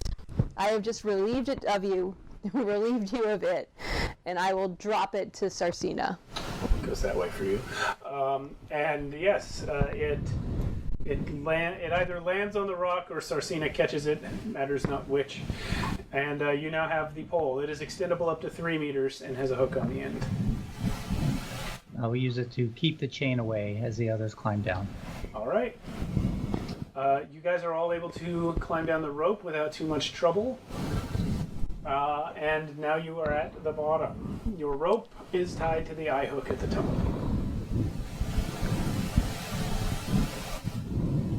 Okay, and by if we leave the hook, then we can stop the hot part of the chain from touching and thereby igniting our rope. If you're worried about rope ignition, you could perhaps wedge the pole against the rock, holding the chain out. Yeah. Yeah. Well, I might be able to assist with that. We can keep our... we should probably leave the rope here so we have an exit, but let me get the chain out of the way for you. And what I would like to do, how far down is this island from the island to the top of the chain? What's the distance between the two? 40 feet. Ooh, really? I thought you said the pipe was only sticking out 3 to 5 feet above the island. You asked me the island to the top of the chain. Oh, I'm sorry. I meant the bottom of the chain. Apologies. Oh, well, the chain brushes the rock when it's not being held out by the pole. Okay. If it were hanging straight down, it would be brushing the ground. I am going to go ahead and use level playing field and literally level the playing field by bringing the ground up 1 meter around the chain to hold it in place. How much of the ground? I will just move it, I'm just going to move it 1/2 meter, just, I guess, 1.5 feet. How far? I didn't ask how far you're moving it. I asked how much of it are you moving? I am going to basically, like a kid making a little sandcastle out of the ground, if you can picture such a thing. The relevance of the question is, Yes. You're going to take mind damage. Yes. one for every meter Yes. of the widest dimension of ground that you're moving. So Yes. you're moving it up 1 meter, but how wide of an area are you moving? 1 meter. Okay. Yeah. So you're going to take 1 mind damage. Yes, I am. Okay. I kind of give a little Yeah. shudder, but the chain is secured out of the way. Brian's turned into a cat. There he is. All right. Your head went down and the cat went up at the same moment. Yes. All right. Strange things happen in the Ultracosm. Yes, they do. Okay. So I give a little shudder, and you, like a glitch, if you will. But yeah, the chain is secured out of the way. Okay. Now what? Downward? Downward. All right. Well, Morty might need assistance getting up, but the rest of you can fairly simply place your hands onto the leather bag and quickly vault in without being burned by the metal underneath.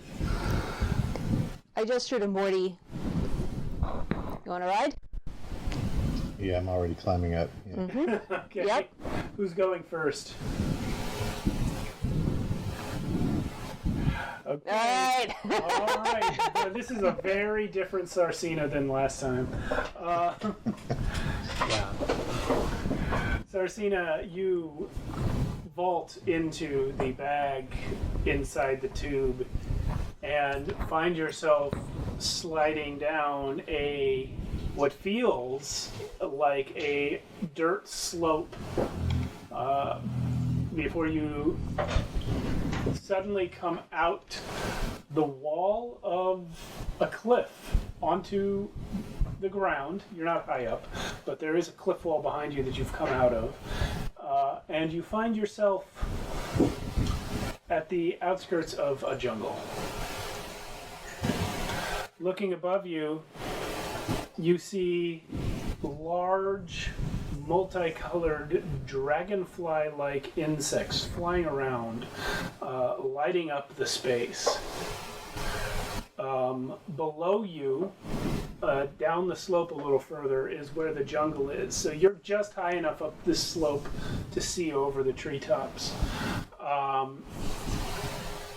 In a clearing not far from where you are standing, you see a streak of green and red tigers relaxing, and near them are several people sweating, exhausted, playing musical instruments poorly.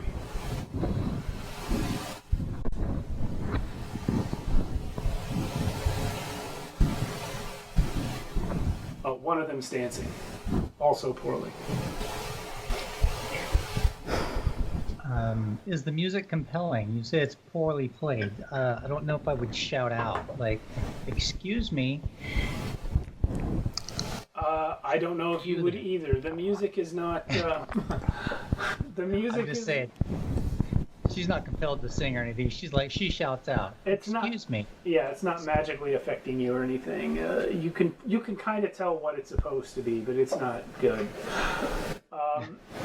They look over at you, but they do not stop playing or dancing. And at this point, the rest of your comrades come sliding in behind you. You all also see the jungle and the glowing insects and the tigers that are the wrong color and the people playing.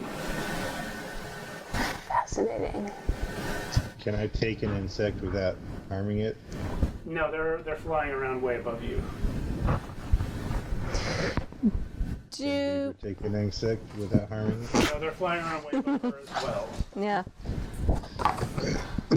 Do I recognize any significance to the colors of the tigers? Like, do they look like they're negative images No, based on... Okay. they're not opposite. All right. So they just look like they're just naturally They're just colored red and different. green. Okay. All right. And the people, the clothes that they're wearing, are they Yeah. similar to the style from the palace that we just came from, or are they primitive at this point? They're not primitive, nor are they similar to the palace personnel. If you had to pick a group of people that the attire most closely resembled, it would be yourselves. These people are clad for an expedition. I'm going to hear the music, and I'm going to start pulling out my gun because it's so bad. And I'm just going to go, "What is that? It's got to stop." I'll put it back like, wait. You have to give them constructive criticism first. You can't just start firing. It's so bad. Hang on, just let me archive it a little bit. I'm listening very intently. So has Sarsina already cried out to them? Are they Yes. already aware of it? Yes, they have looked over and seen Sarsina right around the same time the rest of you came sliding out of the cave. And are they doing nothing? Just They are continuing to play. They see you, and one of them looks kind of scared, one of them looks resigned, all of them look exhausted. do the tigers react? The tigers do not react to the shout. The tigers keep their eyes on the musicians. So Ebenezer is looking around for evidence of like Duchess becoming Colonel Curse kind of situation. I Don't know understand that that reference, reference. but what you do see are Heart of Darkness. okay. What you do Apocalypse see off in Now. the distance are what appear to be pyramids. Several of them. Libra literally makes that noise and just like grabbing Morty, like literally shaking, like, oh my gosh, oh my gosh, archaeology. Cool. you can see the design of the pyramids seems to have they are what do you call them, quadrilateral pyramids as opposed to three-sided pyramids, and wrapping around each one in a spiral pattern is designed into the structure like a stone serpent so that the head is at the top. There's so many parallels with so many ancient cultures. Oh my goodness, this is so amazing. Hang on, I'm archiving this. You've lost your connection. Well, I'm just archiving it to my own personal That's database. I'm not uploading. Yeah, no, I assume that I'm not uploading anything. no, you're not. Like, I have uploading to- anything. I only upload when I like Wrong go back. dimension. Yeah, it's been several days since I've uploaded. Backed up. Yeah. I'm curious, Mr. Crow, as to why these adventurers did not return to the surface. I would say that we're seeing the effects of some form of compulsion, though the source of it I have yet to deduce. I don't suppose you see a poodle anywhere.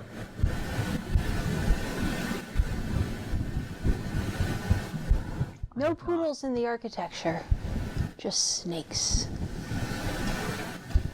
Well, the way our good friend Mold Fiend or whatever his name was Moldy warp. suggested that, yes, that suggested that Duchess wouldn't see us. That suggests some kind of authority for creating his own appointments. Ebenezer, give me a mind check, please.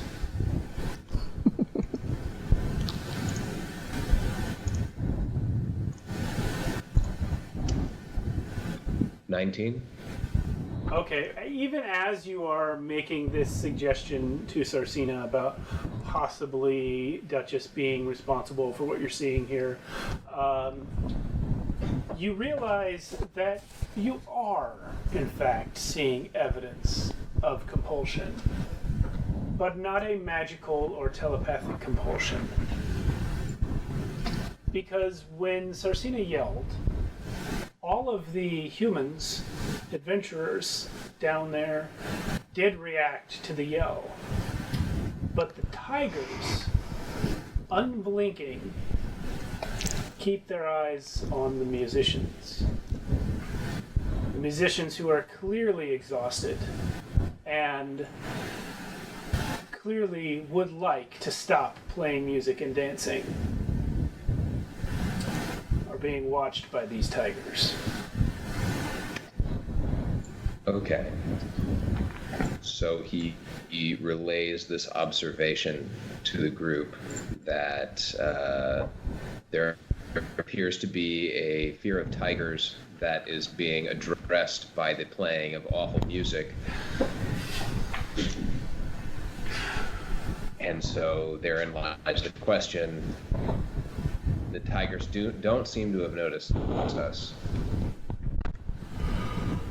But maybe that's, what do people think? Music soothing the savage beast until it abruptly doesn't and food time begins? I would like to make a mind check at this point, just to see if I've gathered anything towards our, what I've gathered about this world from the pyramids. So this is my breadth of ages power, where I do very specifically have expert knowledge in archaeology. So I will roll a d20. That was a terrible roll. That was a nat 1. Make it up for my nat 20 earlier.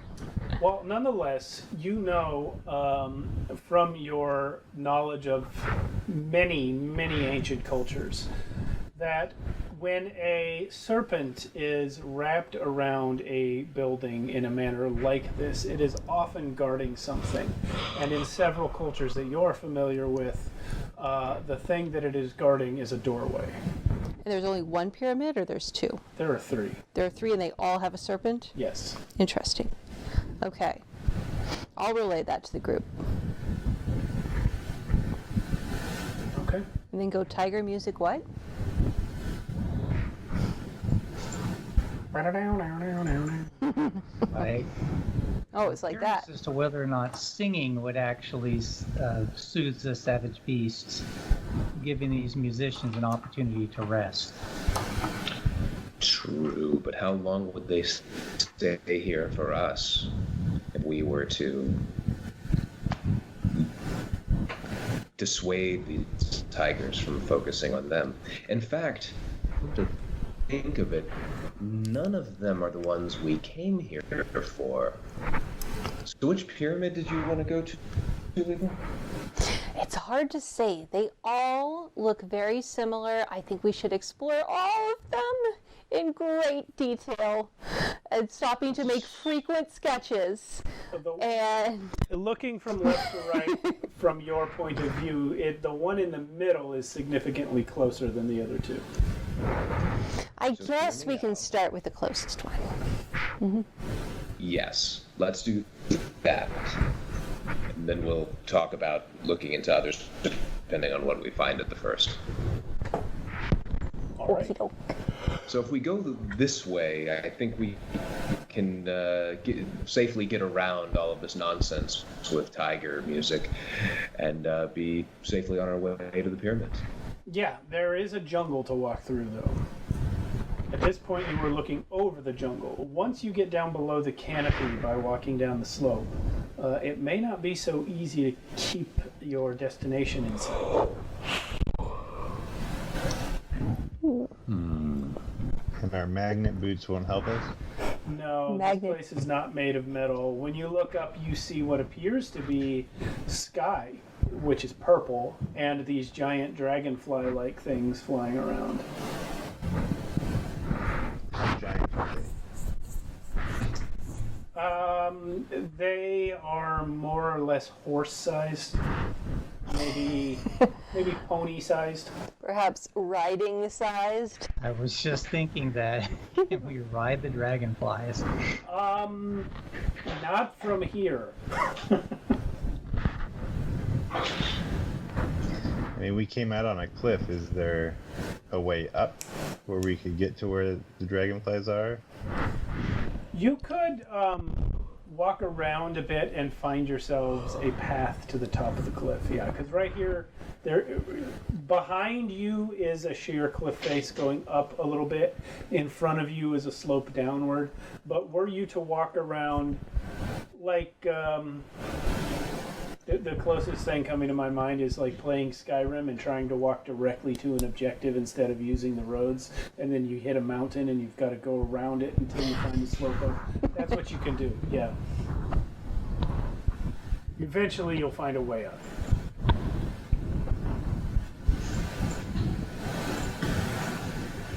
Do we know how to ride these things if we get on their backs?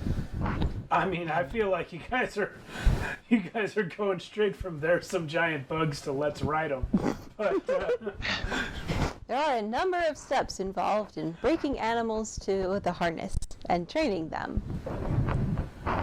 There are substantially fewer steps involved in walking between some trees to get to the giant pyramid.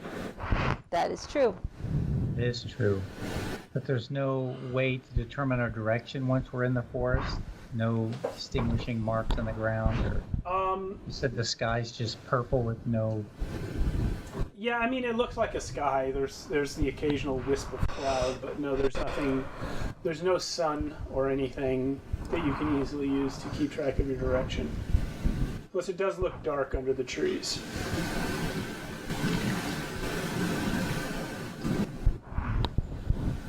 I would allow, I mean, if any of you are good at outdoorsmanship, you know, there would be a mind check involved.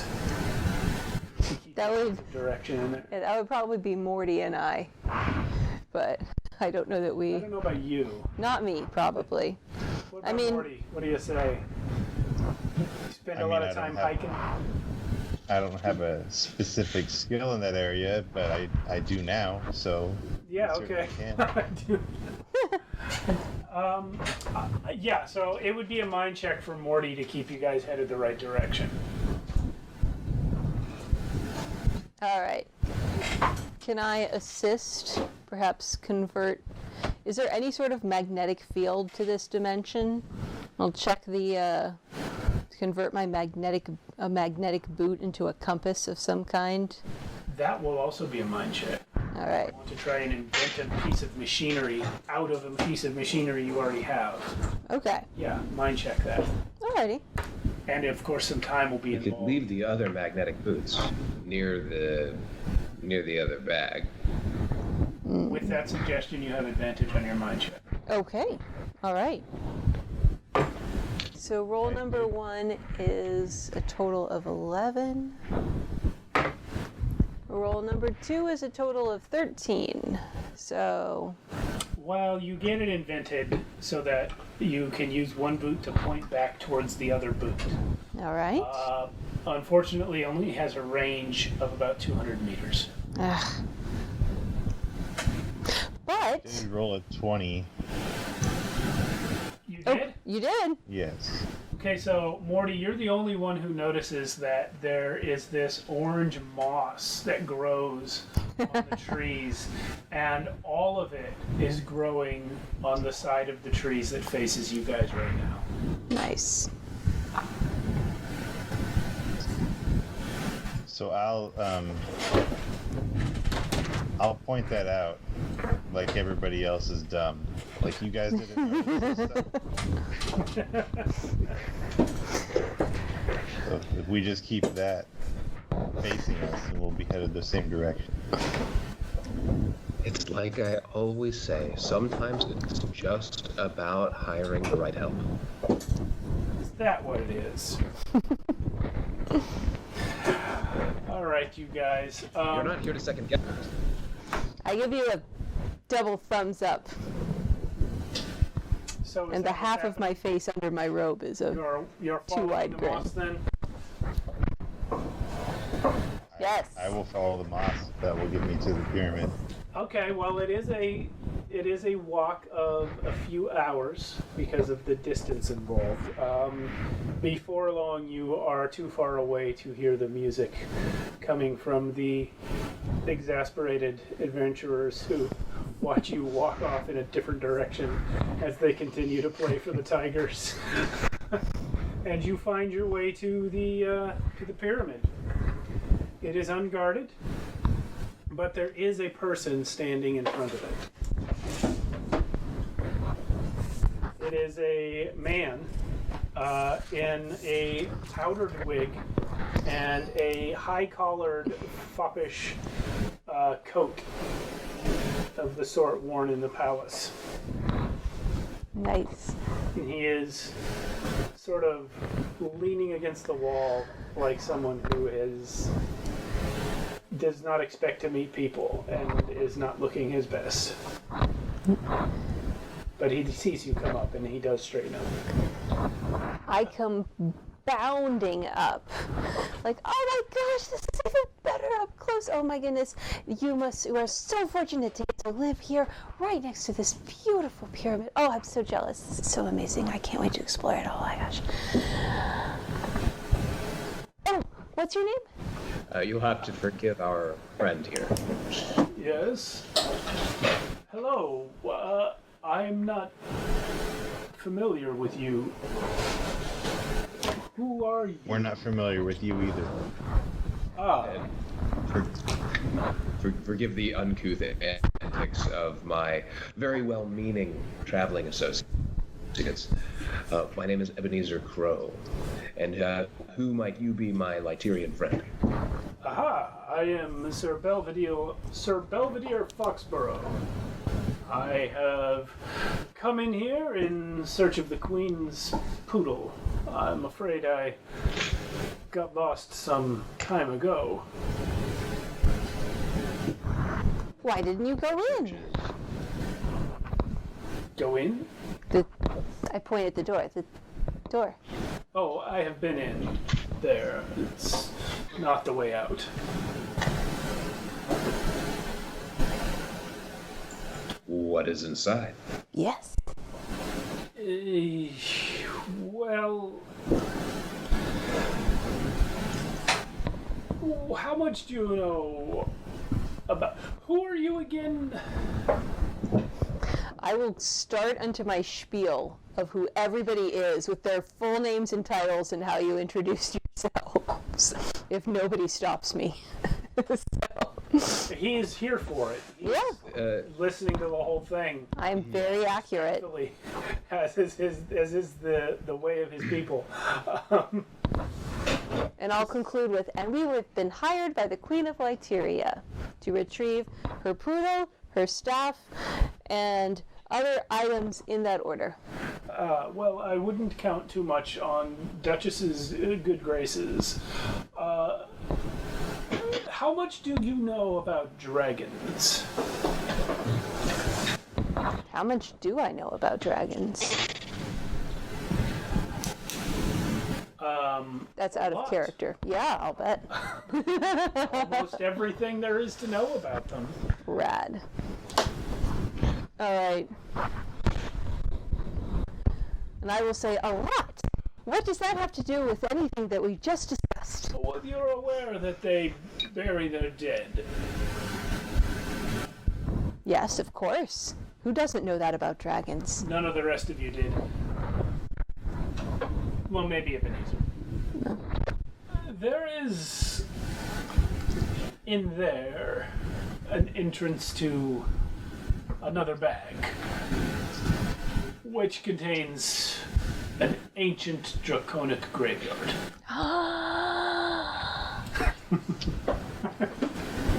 An Morty, ancient can we go? Morty, can we go? What now? Graveyard. Morty, I'm grabbing you and shaking you again, Morty. Just like by the shoulder. Like a 4-year-old. Can we go? Can we go? It's very familiar to you, and you can't say why. To whom? To Morty. There, you're just making a parenthood joke.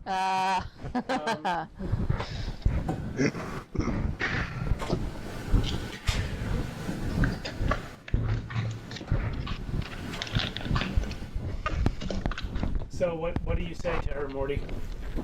Oh, I say, yeah, we can go, but I want to figure out what this guy knows first. Let Ebenezer do some talking. Okay. Where's the dog? Duchess seems to have somehow gained control of a realm in one of the bags.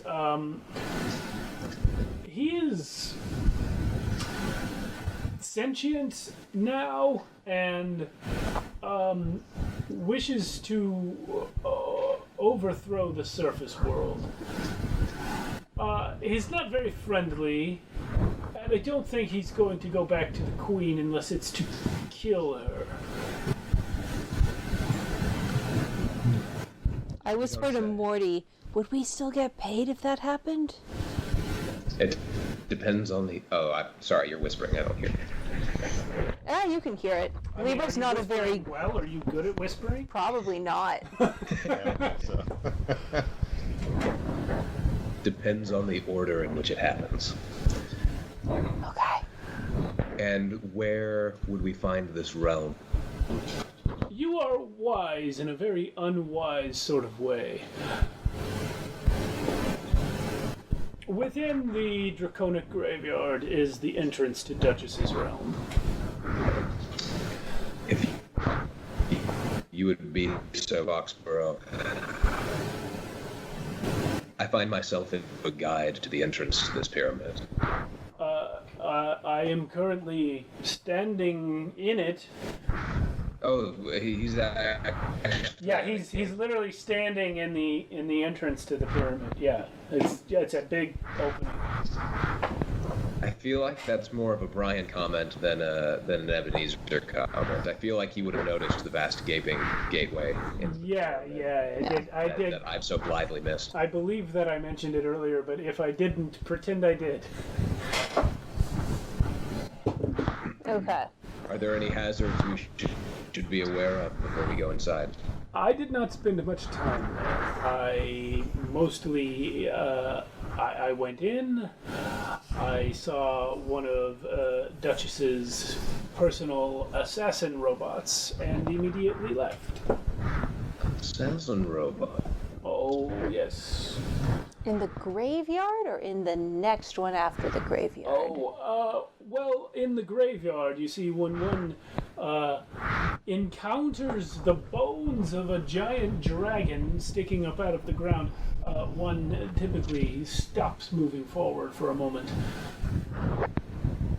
We are planning to leave once we complete our task here. Do you know how to leave? Some of those we've met have not been confident in their ability to do so. If I knew exactly how to leave, I would already have left. Understood. Well, why don't you buy your ticket back home by assisting us here, and then we will all go home together. You look like a young, capable Lytirian noble. Is this fair description? The last part is definitely true. He is a Lytirian noble. The young and capable part, he would like to think so. How did he make it past the lava room? Well, he did say that it looked like it would have been an accident. I kind of got the impression that the lava room was a mistake made by somebody who came before us. Ah. Anyway, if the description is accurate, it is Ebenezer being complimentary. If it is inaccurate, it is Ebenezer being flattering. In either case, the comment stands. And if he seems reluctant, Sarcina will move close and do her a little femme fatale play. Try and draw him in. What will you say to him exactly? Or are you going to do this without speaking? Mostly without speaking, but just kind of repeat what Mr. Crow said. Like, you're a handsome nobleman. You should help us. It would benefit you greatly, and kind of like brush up against him a little. He straightens up, and you see a complex mixture of emotions on his face. But in the end, his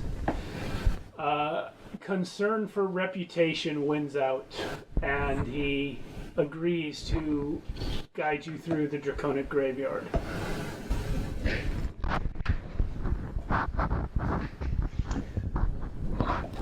Nice. Excellent. Thank you, fine sir. Is it a long way into the heart of the pyramid where the graveyard is? No. It's about 75 feet from where you are to get in there. Going in is... It's entering a man-made tunnel of gray brick. Eventually, after, like I said, about 75 feet, you enter a chamber, a square-shaped chamber, in the middle of which is a sarcophagus. The lid has been opened, and the mummy within wears upon his belt a bag of holding. Fascinating. Just for flavor, does that look like it's his bag of holding or somebody has added it? Oh, it's his. Interesting. Sir Foxborough? Yes, like this. He reaches in and lifts the flap of the bag, and when he does so, you hear like a cavernous wind blowing through some huge space coming out of the bag, and you smell like ancient dust come billowing up out of it. Oh, I love that smell. Indeed. I'm going to look at Ebenezer and say, I got this, Ebenezer. Sarcina, you want to get inside?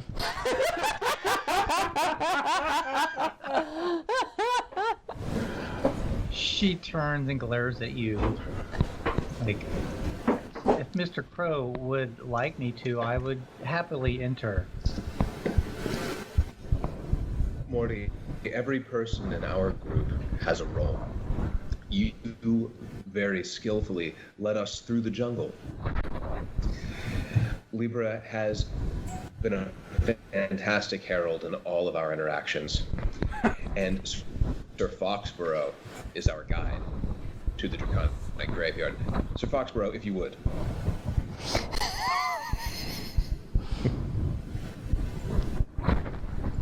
Ambassador, is it?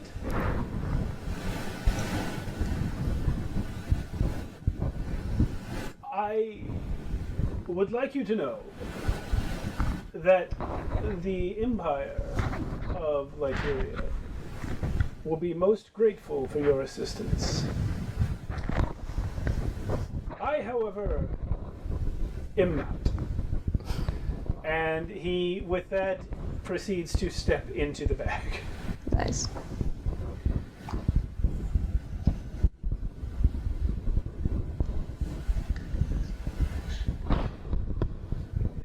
Sarcina, if you would accompany him, I will be right back. Of course. I will follow. Morty, I'll gesture you to hop on, and we'll go after Sarcina. Unless you have something else you want to do. Sarcina, when you step into the bag, you find yourself stepping out through the gaping maw of an enormous dragon skull. Sir Belvedere Foxborough is there beside you, and he reaches back and pulls closed the bag of holding that you came through and turns to you, Sarcina, and says, "Tell me, madam, how attached are you to that other gentleman?" I serve him as an assistant. We are co-workers of sorts. I see. And you are not invested in the Empire of Lyteria in any way? I seek to serve Ebenezer Crow's house. I am as loyal to your kingdom as he is. I see. It's interesting that you refer to it as my kingdom. I am indeed from Lyteria. I hold noble position there. However, my goals do not always align precisely with those of the royal house. I represent a certain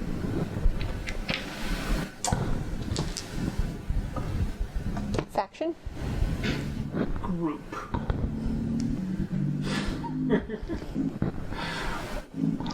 Operating beneath the notice of most in the government. We seek not necessarily the good of the empire, but rather the good of the people of the empire. And you seem the sort to make life on the fringes somewhat more manageable. Perhaps you would be open to the possibility of switching loyalties?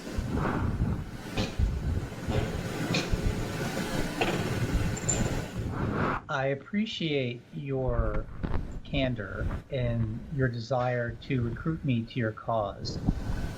But I have sworn myself to Mr. Crow and the cause of his family and the growth of his house. There is a future that must be averted. And so you are one who believes in the hierarchies of government.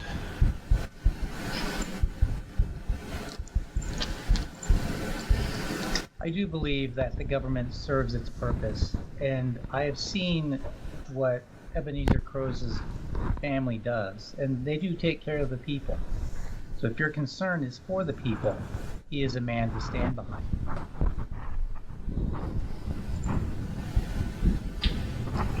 I see. Well, forget I mentioned it. And at that he will let go of the flap of the bag.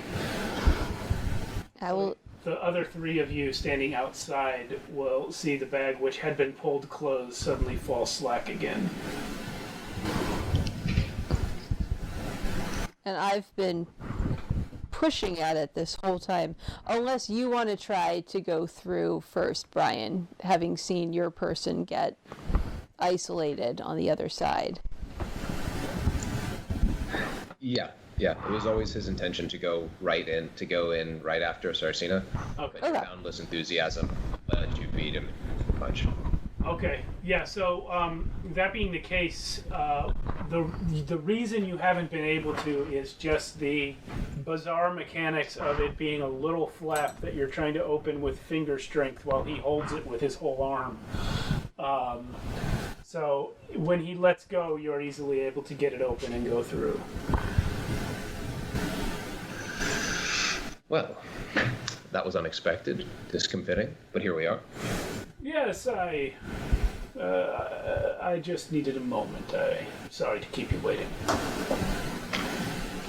I hadn't actually concluded that that was you. I just thought I was having trouble with the bag. Thanks for your honesty. Yes. Anyway, you wish to get through this graveyard of dragons. He gestures forward out the mouth of this dragon skull, and it is indeed a scene right out of the elephant's graveyard in The Lion King, where it is barren, dusty, dimly lit, as though it's just always about to be sundown, and there are huge rib cages and skulls and bones of various limbs just shaping everything you can see. There are tents made out of dried dragon skin dotting the landscape here and there. Excuse me. And you do see a movement occasionally. What kind of movement? Well, it's in the distance, but it does seem to be life. As I said, there are tents made of dragon skin. The first opportunity where I can stand aside with Ebenezer, I will fill him in on what just happened. gentleman in his desire to recruit me. Sarsina, he did not say so overtly, but it was clear to you from his manner that he was recruiting you specifically because of the way that you leaned into him earlier. Okay. Yeah, I will relay to Crow the nature of this man, his working behind the scenes, so to speak, for the people versus the crown. I think were I in your position, I would have taken him up on it and then kept the door open to play against his expectations later. But I respect you and your craft. If you think this was the way to do things, I'm sure that it was the correct decision. Well, I could always say to him as we venture further that I have had a change of heart. If you think it would be beneficial. For now, I think it would be perhaps, I think at the moment it might be too quick. But situations can change rapidly in a graveyard. Yes, and with that, I will draw my ray emitter from inside my own cloak. I will ask Sir Belvedere if he knows what the movement is. If he knows, ask him if these are the deadly robots he had mentioned. You're asking who? Sir Belvedere? You're asking him about the deadly robots? I'm asking him if he knows what the movement is, and if it is the deadly robots. I do not know who that is. When I came through before, I saw the robots right over there, and he gestures towards a spot just a few yards away, and he came through and saw them like right here. So he didn't get much further. Query, how did you know they belonged to Duchess? Because I saw them before they saw me, and I was able to hear them speaking. What did they say? They said that they worked for Duchess and that they were here seeking to assassinate any operatives from the Queen who came looking for him. That's an odd thing for robots to be standing around talking to each other about. Well, they are odd robots. Is there any such thing as an insight check just to see if he is... You can roll mind against him. All right.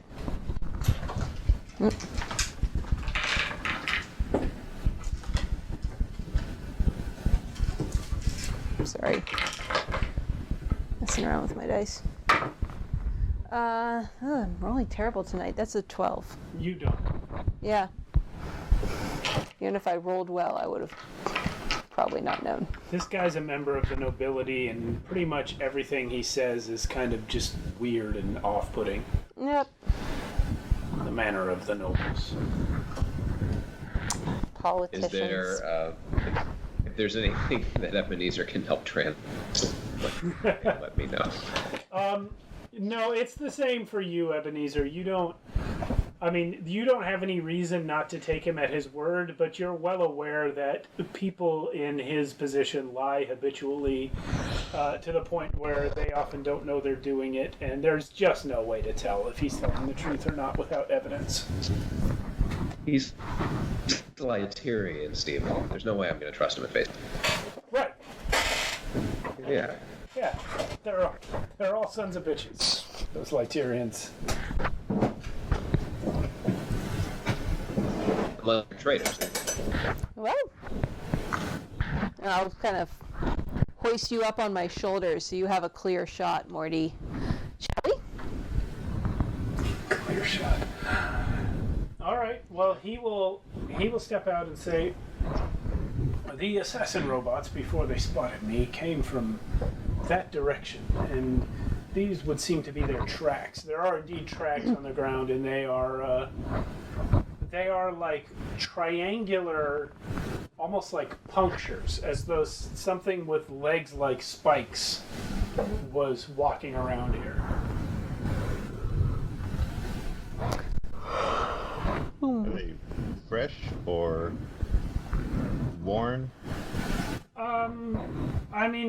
it's hard to tell without knowing this area how long it would take for a track to collapse and fill in. They're not, they're not like within the last hour. You can tell that.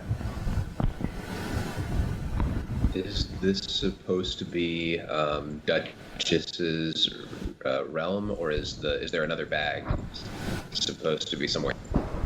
My understanding is that there is an adjacent realm over which Duchess rules.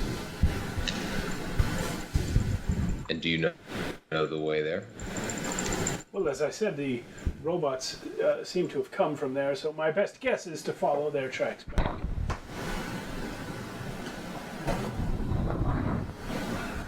All right. Do the tracks like crisscross, like people are walking back and forth, or do they just go in one direction? They do just go in one direction. So I mean, we could just follow the tracks, and we either catch up to them or be ahead of them. Well, let me clarify that. They go in one direction, but they go two directions from where you're at. Like, there's one set of tracks. They're not crisscrossing, but you're not at the end of them. They go both ways, but this guy is telling you they came from that way. So if you want to follow the tracks back, there's one clear direction, but the robots continued on from here. That sounds good. Yeah. All right. Let's go. And as we go, I'm going to drop towards the back of the pack and just whisper to you, Morty, something seems wrong with this guy. I don't know. I just don't trust him. Which guy? That guy. I mean, technically, I don't trust any of the guys, but, you know, the one in particular, the one we just added. Sir Belvedere Foxborough. Powdered wig. The bag of rocks? Yeah, I don't trust that guy either, but we still got to figure out where this dog is. I agree. Okay. Well, yeah, you guys follow the tracks for a while until eventually you see something odd ahead of you. It appears to be a skeleton walking up to you.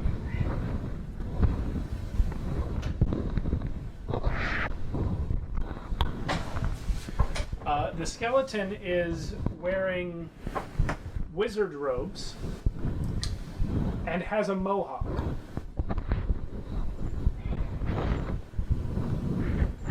I like him already.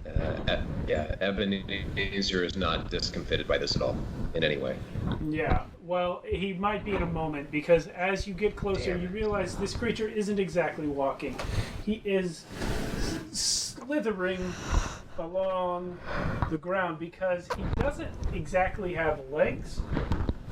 What he has instead is a spinal column that just keeps going much longer than it should.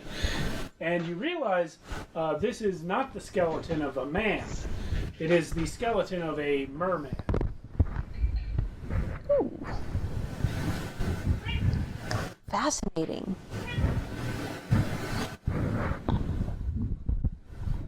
Okay. Morty, it's a merman skeleton. You don't see those outside of water and outside of, you know, a merman. Yeah, and the mohawk and closer inspection is in fact a fin. You don't see them outside of water because water is the essence of life. That's very deep. What was that, Ebenezer? Is this something where I could make like a lore roll or something to kind of tell if we're dealing with something more on the zombie side of the spectrum or more on the lich side of the spectrum? Can this thing hold a conversation? Well, I guess I could just ask. Yeah, you don't have enough information to make that kind of roll right now, but he does approach you and say, "Halt! Where are you going?" Seeking an audience with the Duchess. Lord Duchess, he might be going by now. Oh, that asshole. He's not of any use to me. But you might be. How so? You have a certain smell about you. You have some spell tomes on you. I've been known to dabble. Aha! My name is Parched, and I am the greatest necromancer in Western Atlantis. I mean, I'm going to be. You're off to a I need great some start. spells. What do you want for them?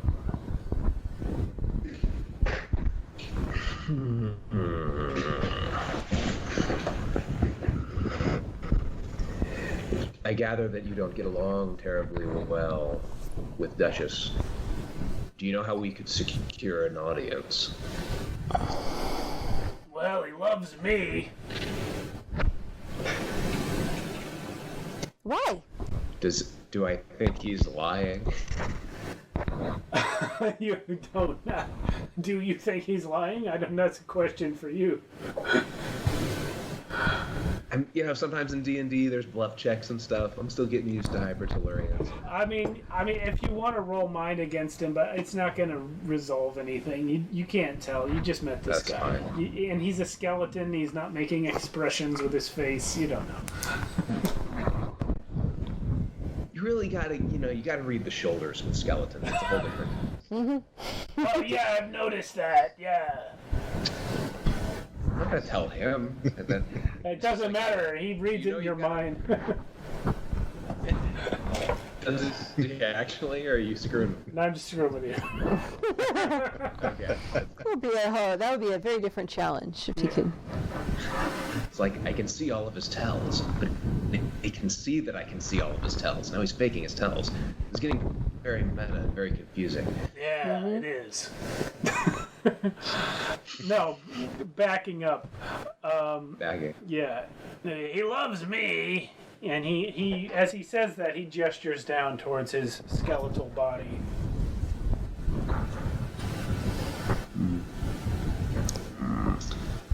Why? How did you? No. Why does he love you? He's a stack of bones. It's a dog. Nailed it in one, rat man.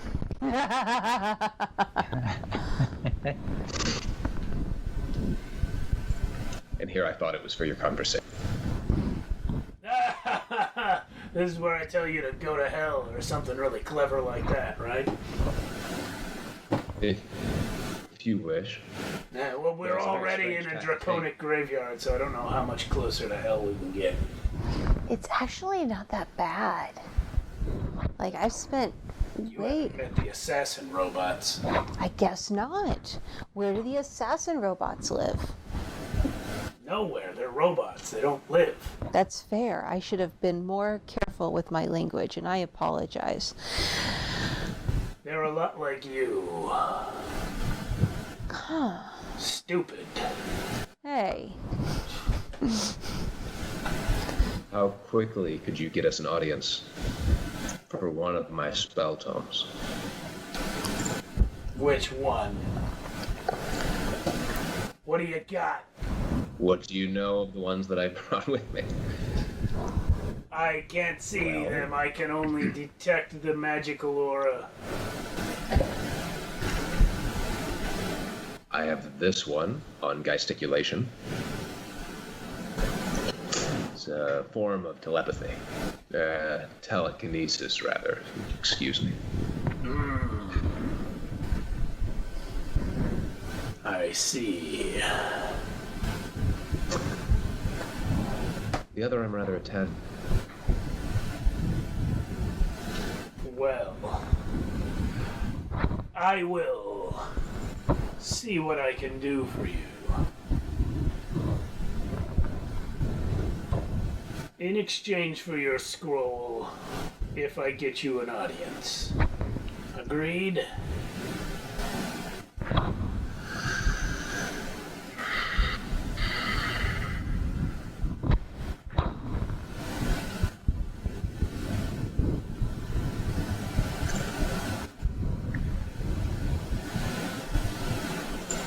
The agreement will hold so long as you put in a good word for us. I don't want to get filled with holes on my way in. We need to make it in alive. I don't know how much weight my good word would hold, but I can at least get you in front of him.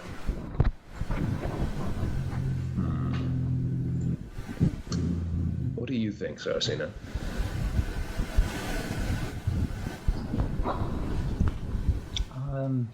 If it's the only way we can gain audience, it may be worth it.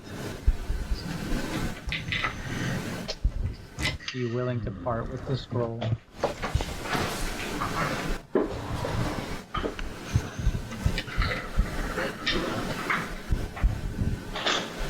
Well, I'll need to replace it with something else. But as useful as it was today, I really haven't found any other use for it in the past. You have a deal parched. Lead the way. He continues staring at you silently for a moment, Ebenezer. Then he nods. All right, come on. Turns around and starts heading towards the direction of the footsteps. Eventually, you find a little head as of a young dragon on the ground. This one still has skin on it, and the skin has stitches in it. The head itself has been made into a bag. And it is staked into the ground through its carrying strap in several places with dragon bones. Parched turns to you and says, "Well, this is it."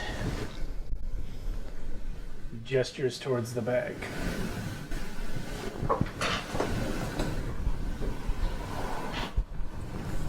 What's on the other side? The Thieves Guild. I see. And is that where we'll find Duchess? At the Thieves Guild? Yeah, Duchess took it over. He runs the place now. And speaking honestly, you said your good word wouldn't take us very far. Indeed. Duchess loves me, but only for my body.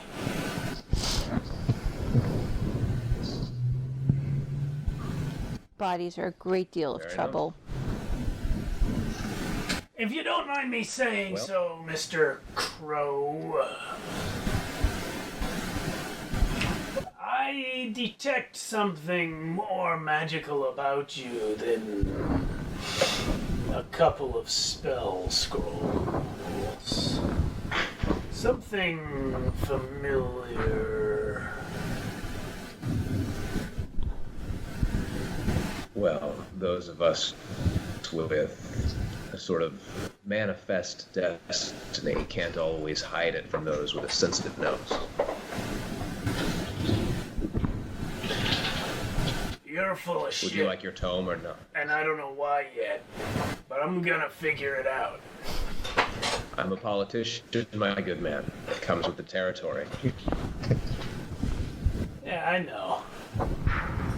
All right, let's go.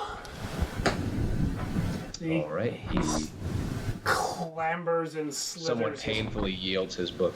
Yeah. He clambers and slithers his way into the bag and gestures for you all to follow him.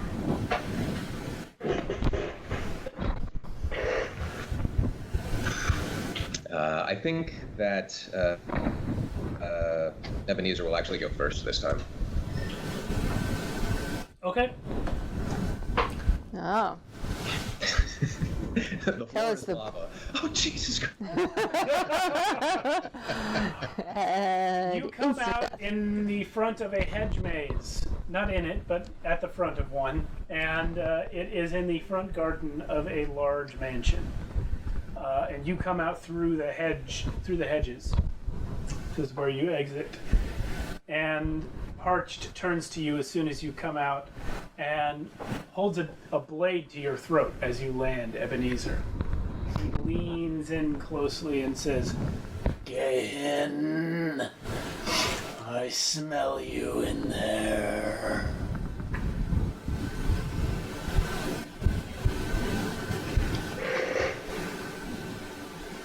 What of it? I have not forgiven you, creature. You hide in this man now. But when you come out, I will find a way to kill you.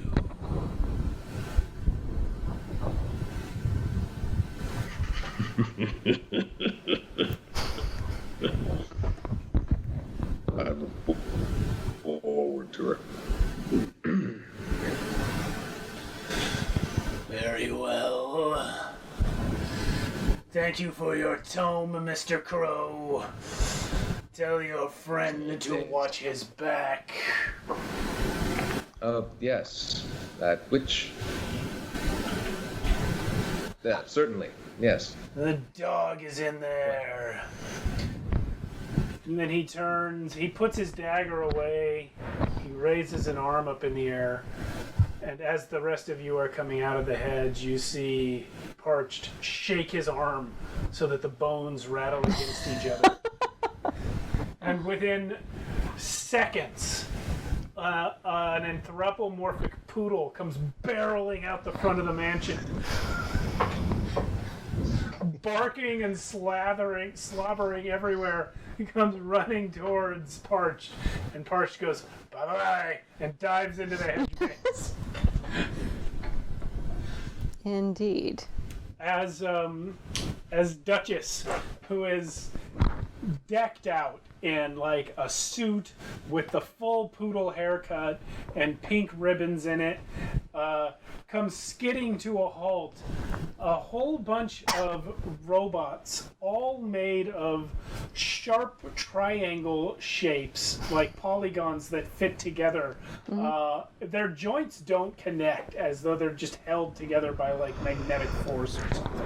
They all come skidding out of the mansion behind Duchess, and 4 of them end up flanking the dog as he stands there, and he sniffs around.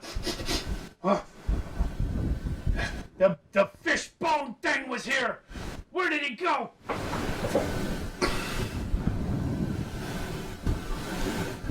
You just missed. But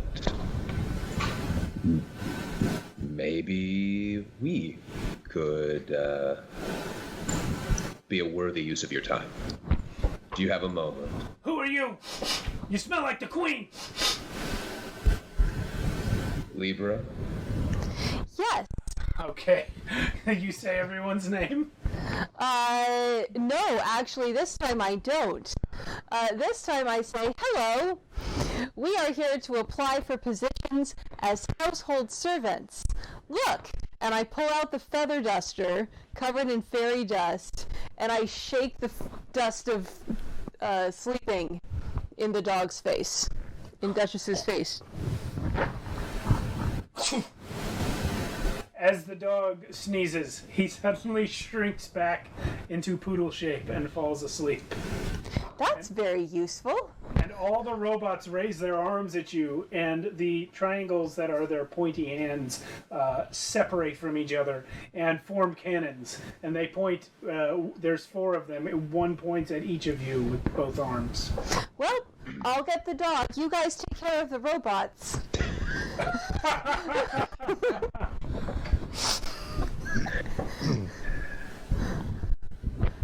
One of the robots leans over to the other robot and says, "Hey, Gus, What are we supposed to do if the boss turns back into a dog? And the other one leans forward and says, I don't know, Horace. I think it means you're in charge now.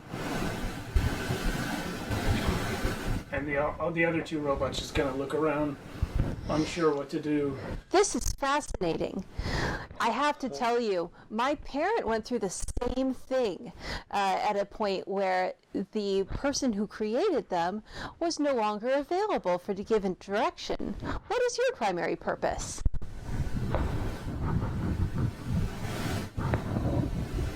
Hey, Gus, do we have one of those primary purposes? Yeah, Horace, yeah, we shoot things. Oh, We shoot things! that sounds like a fascinating purpose. Do you have any particular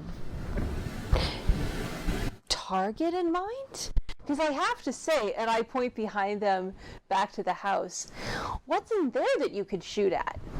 They all slowly turn and look. I grab the poodle and run. Back into the hedge. Yeah, back into the hedge portal. Okay. I don't think we ever took more than a couple steps away from it. No! No, you never did. Yeah, okay, you get into the thing and you come out and there's Parched reading through the spell tome. Whatever happened to Sir Belvedere?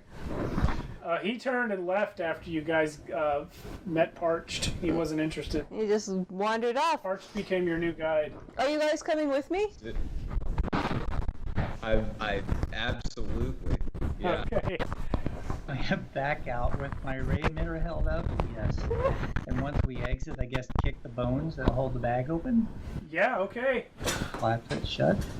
Well, you guys, because you know exactly how to get back, it's only a matter of time before you eventually re-emerge in the Queen's throne room. The dog sleeps through the entire trip. You are all given a huge stack of gold and the Queen's gratitude. And while you are pondering what favor you would like from her, is when Duchess awakens, looks around the room, finds himself back in the Queen's lap, his hair brushed out and fully groomed. And he looks over at the four of you and just with this expression of intense doggy ennui, just lets out a long, mournful sigh. Aww. Ooch. So, Morty Marsupial, what favor would you like to ask of the Queen now that she owes you one? Just to backtrack a little bit, when we were running through the jungle and we got to the people playing music, Yeah. it's so bad that I do shoot the instruments as we're running. Okay, they are killed by tigers. Oh I no! didn't see any of that. I just wanted to shoot the instruments. You heard The it. music was You so heard bad. it because the music stopped. You could immediately hear the mauling and screaming. They are dead now. Good job, Morty. What do you want from the Queen? All the shiny things that she has and the money, lots of money. She already gave you a lot of money and shiny things. She's offering you a favor. Well, I would say that I want to hold on to my favor until Libra and I are in a bind. So I want a form of communication with the Queen so that I can call on my favor at a later time. Okay, that is fine. She grants you a one-time use communication device that will call her directly. Sarcina? Really hadn't given it much thought. I would want to consult with her, intelligence officers and ask them about the House of Dragadath, if they have any news where it might be. Okay. What you learn is that there is no house by that name, but you get some good leads on several individuals with that name who may or may not be the seeds of the future House Dragadeth. So, you have some work ahead of you to go from there with that information. Libra. Oh, I ask for access to her head librarian, to her museum curator, to anybody and anything of cultural and historic interest. Okay. You get And and I just upload,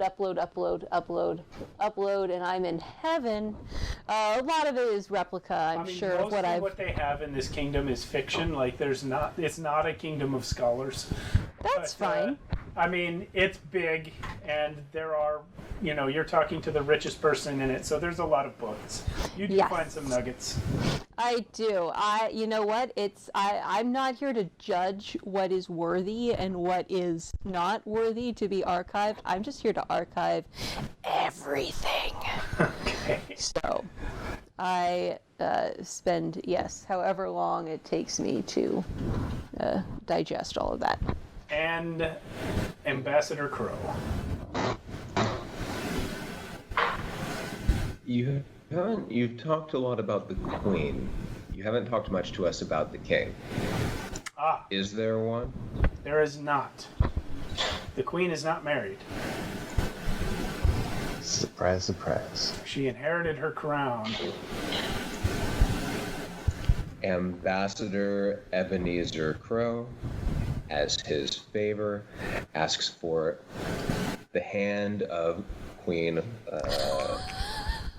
Lyteria in marriage as the very clearly greatest route towards feudal power that his own family can take. Okay, well, before the Queen can respond, you are arrested, but she does stop the arrest, and in extreme gratitude for the return of her beloved dog, who clearly reciprocates her love with all of his heart, she accepts your proposal. And as is the ancient custom of granting you anything you want up to half of her kingdom, she does indeed grant you half of her kingdom by marrying you. It's not going to happen today, out of character. It's not going to happen today, and it's not going to happen tomorrow. But Azahai is going to get a lot bigger. Yes, that is exactly what I was going to say next as well, that through this union, Azahai has vastly increased its influence. I look forward to singing at your wedding, Mr. Crow. It is now required that we play this game a third time. Yeah.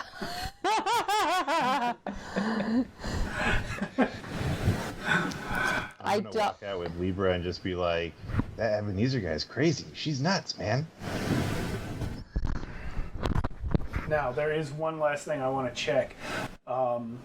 When I built this table, I applied a dry erase finish to the underside of all the panels. So I want to make sure that works. All right, I've not ruined my table. All right, guys, thank you so much for playing. That was a cool game. Yes, you won. Yes. Also, pool.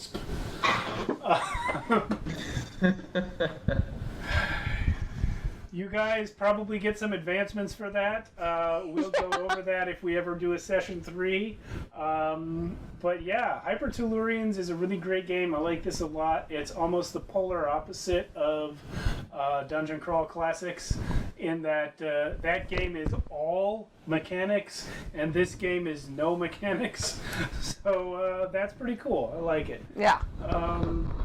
I hope you guys enjoyed yourselves. Thank you everyone for watching. I saw Jason and Kenny in the chat, and one or two other people I didn't recognize. But thanks for being here, and we'll see everyone Friday. We are not doing Dungeons and Dragons Friday. We were discussing another game, but we will be playing in person with the usual Shadows of Arconia crew. The main campaign is on hiatus still because of an ongoing cycle of absences. But in-person play on Friday nights is resuming this week. So we will see everyone then for whatever it is we play. And next Monday, we'll be back for Tales from the Backlog. And I honestly cannot recall what next Monday is. It's Morkborg. I think it's Morkborg, which is a super dark game that we're going to have super dark times in. So we'll see everyone then. All right. Oh, it's Don't Rest Your Head. I should know that because I'm running it. It's Don't Rest Your Head. We'll see you then. Thank you, everyone.